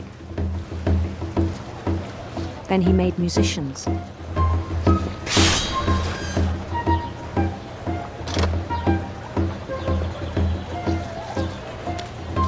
And songs for them to play. He talked about starting a band. And he was always humming something. Every day his imagination grew stronger.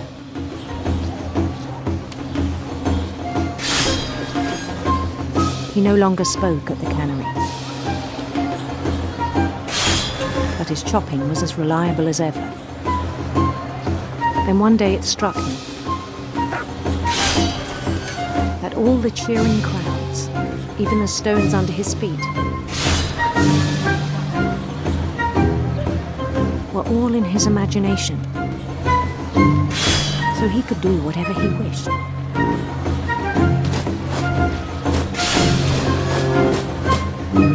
He held an election for me. And he won.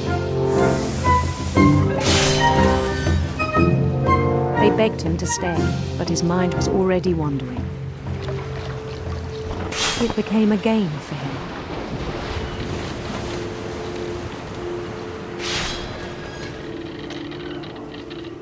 He'd conquer a city, then immediately push on. New Louisville.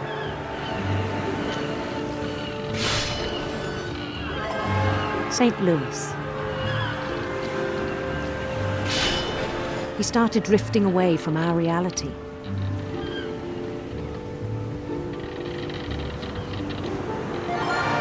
Minneapolis, until one day he forgot to go home from the cannery. Even as his mother pleaded with him, part of Louis kept sailing on.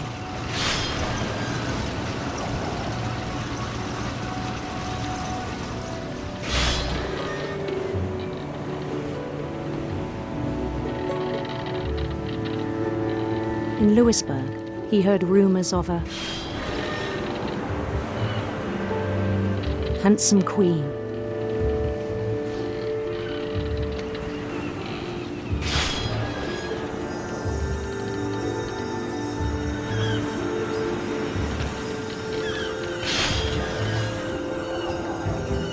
The queen was on her own quest for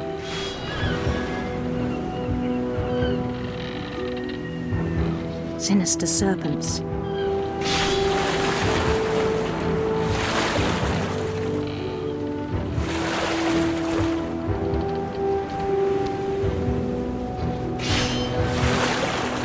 He followed the sound of her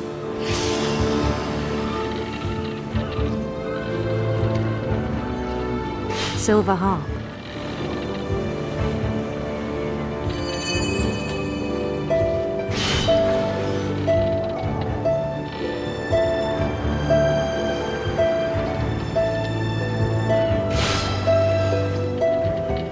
His chase led him to a golden palace east of the sun and west of the moon. Even then, his logic remained sound.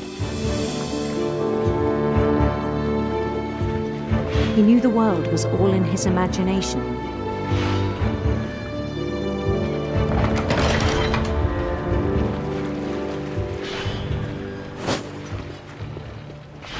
But he was so proud of having created it. In his own eyes, he'd become something greater than a king.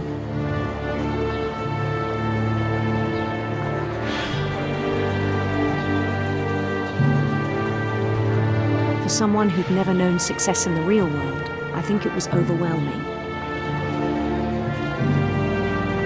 And then it struck him that the real Louis was not the one chopping salmon, but the one climbing the steps of a golden palace.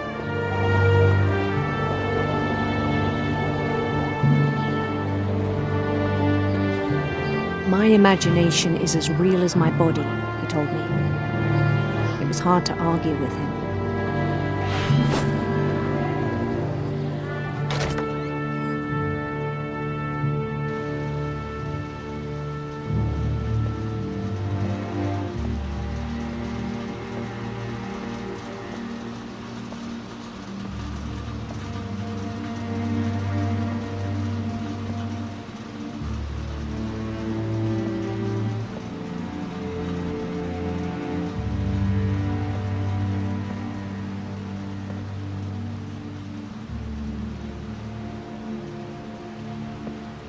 Began to forget the world we know.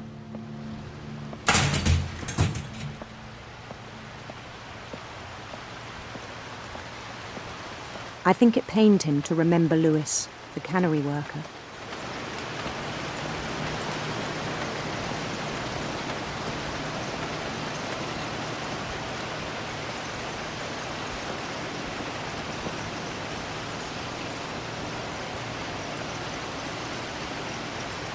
He began to despise the man with a royal contempt.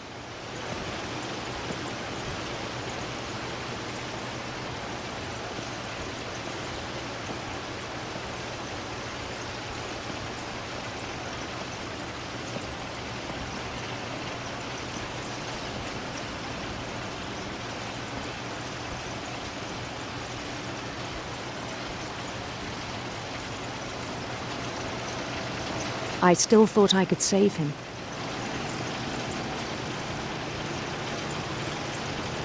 Even after he said he was being crowned king over all the lands of wonder.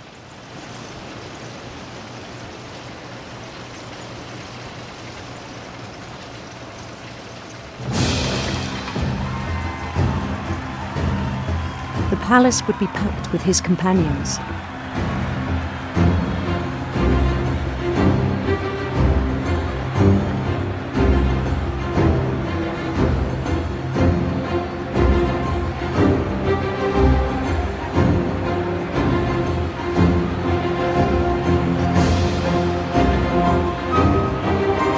Including the wise Calico who'd insisted on inviting me.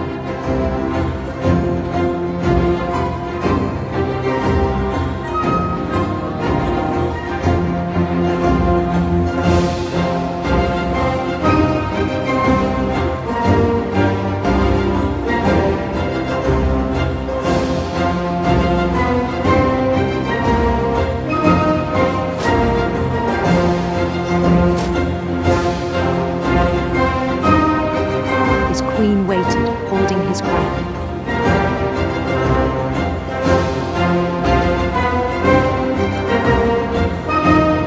There was only one thing left to do.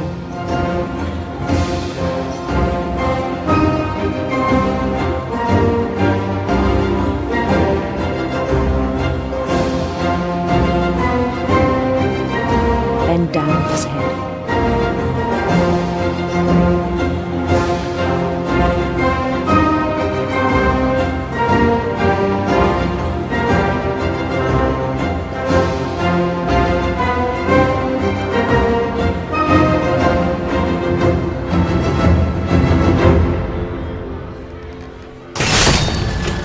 I think you know. Mrs. Finch, your son was a kind man who will be missed by all of us who knew him.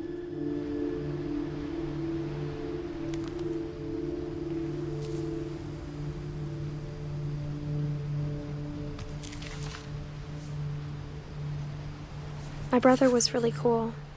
I wish you could have met him.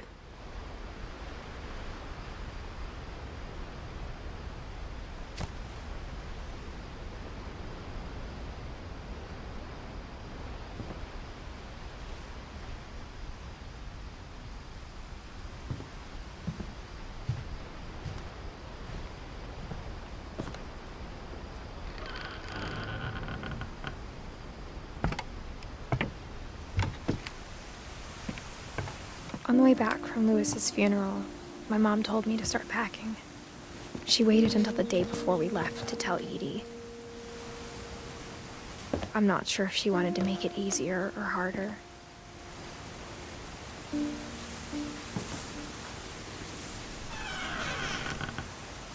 I wish we'd stayed.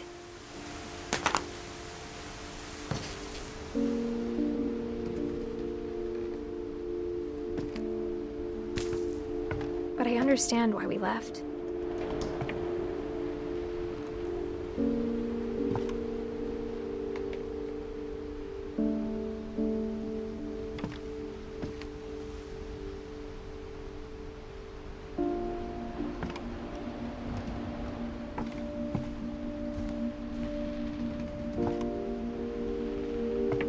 My mom ended up leaving everything behind.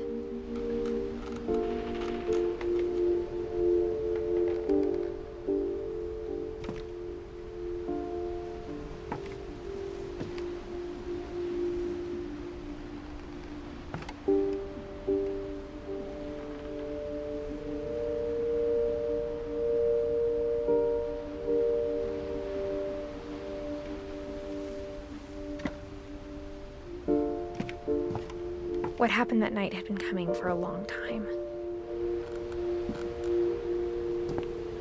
Maybe it should have come sooner.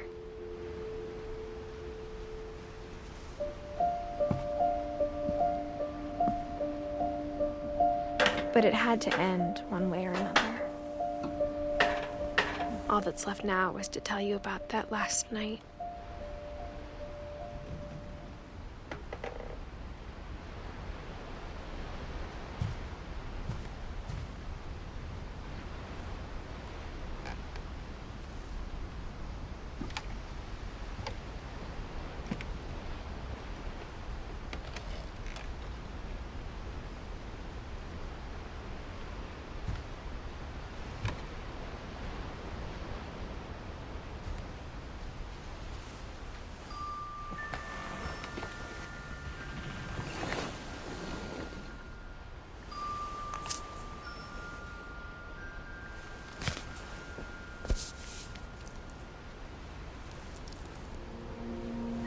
That whole last day, Edie just watched us pack and didn't say a word.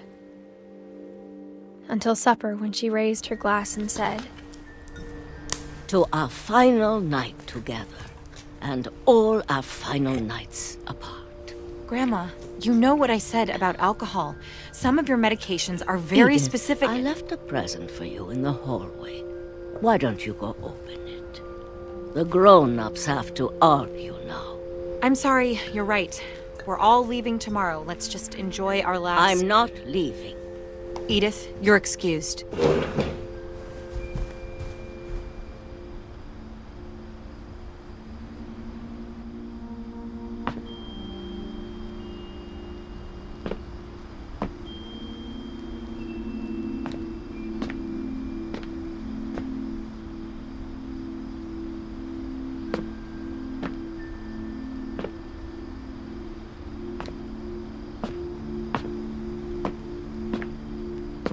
The power had been shut off that morning, but Edie always had plenty of candles.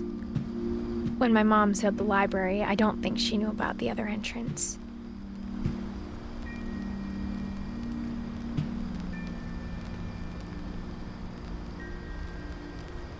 Or that Edie had a key to it.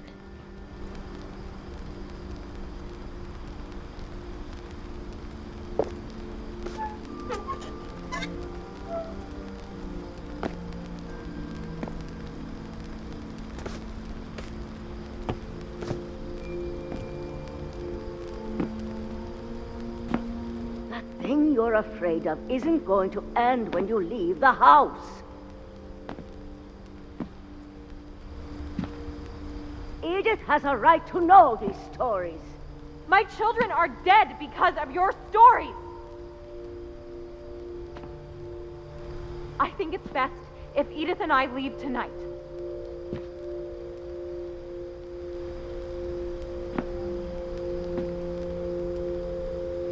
We'll have the nursing home send a van for you in the morning, okay?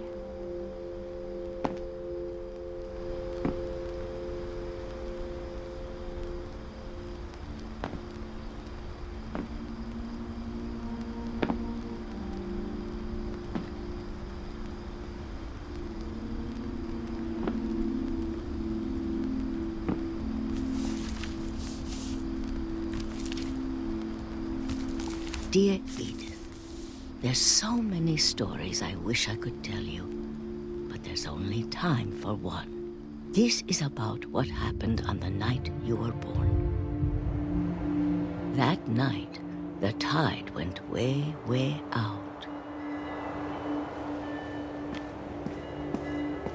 It was the first and last time I ever saw the old house aground. There'd been an earthquake out in the middle of the ocean. They called it the lowest tide in 1,000 years.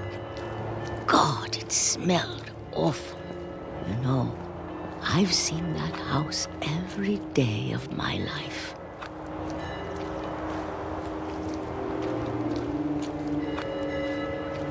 But I never thought I'd go back to it.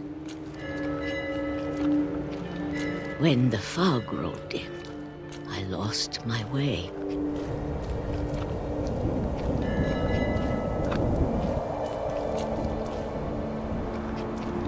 I got turned around.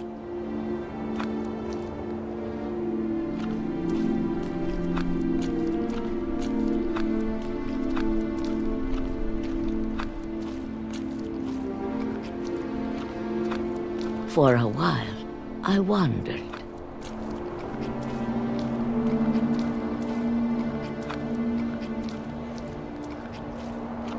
I started seeing things.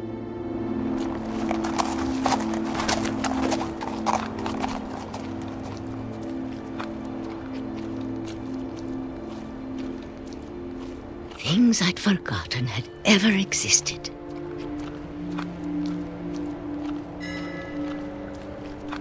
But when I saw them, they felt like old friends. That night, a lot of things came back to me. Or maybe I came back to them.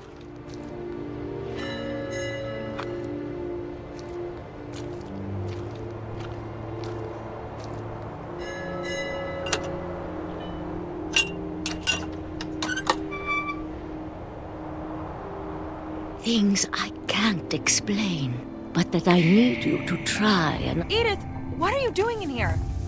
It's mine. Edith! Mom, you're gonna rip it! Let go!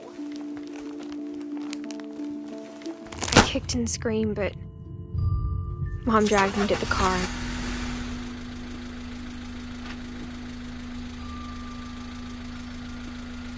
I never saw Great-Grandma Edie again. The next morning, the band came to pick her up, but she was already gone. After that, we moved around a lot.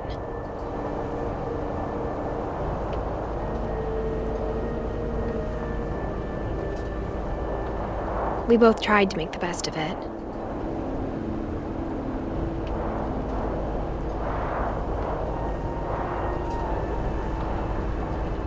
A few years went by.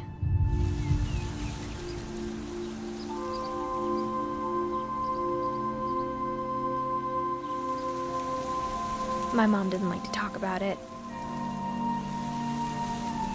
but she started getting sick a lot.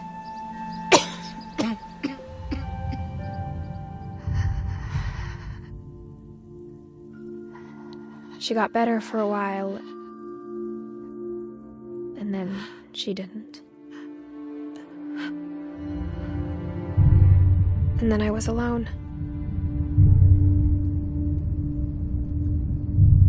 The last Finch left alive.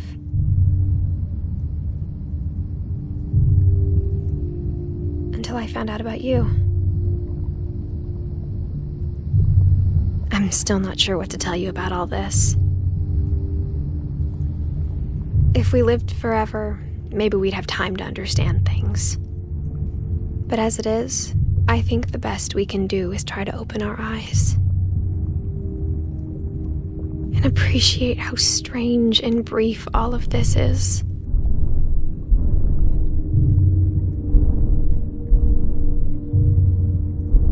This journal was supposed to be for you, but now I hope you'll never see it. I just want to meet you and tell you all these stories myself. But I guess if you're reading this now, things didn't work out that way.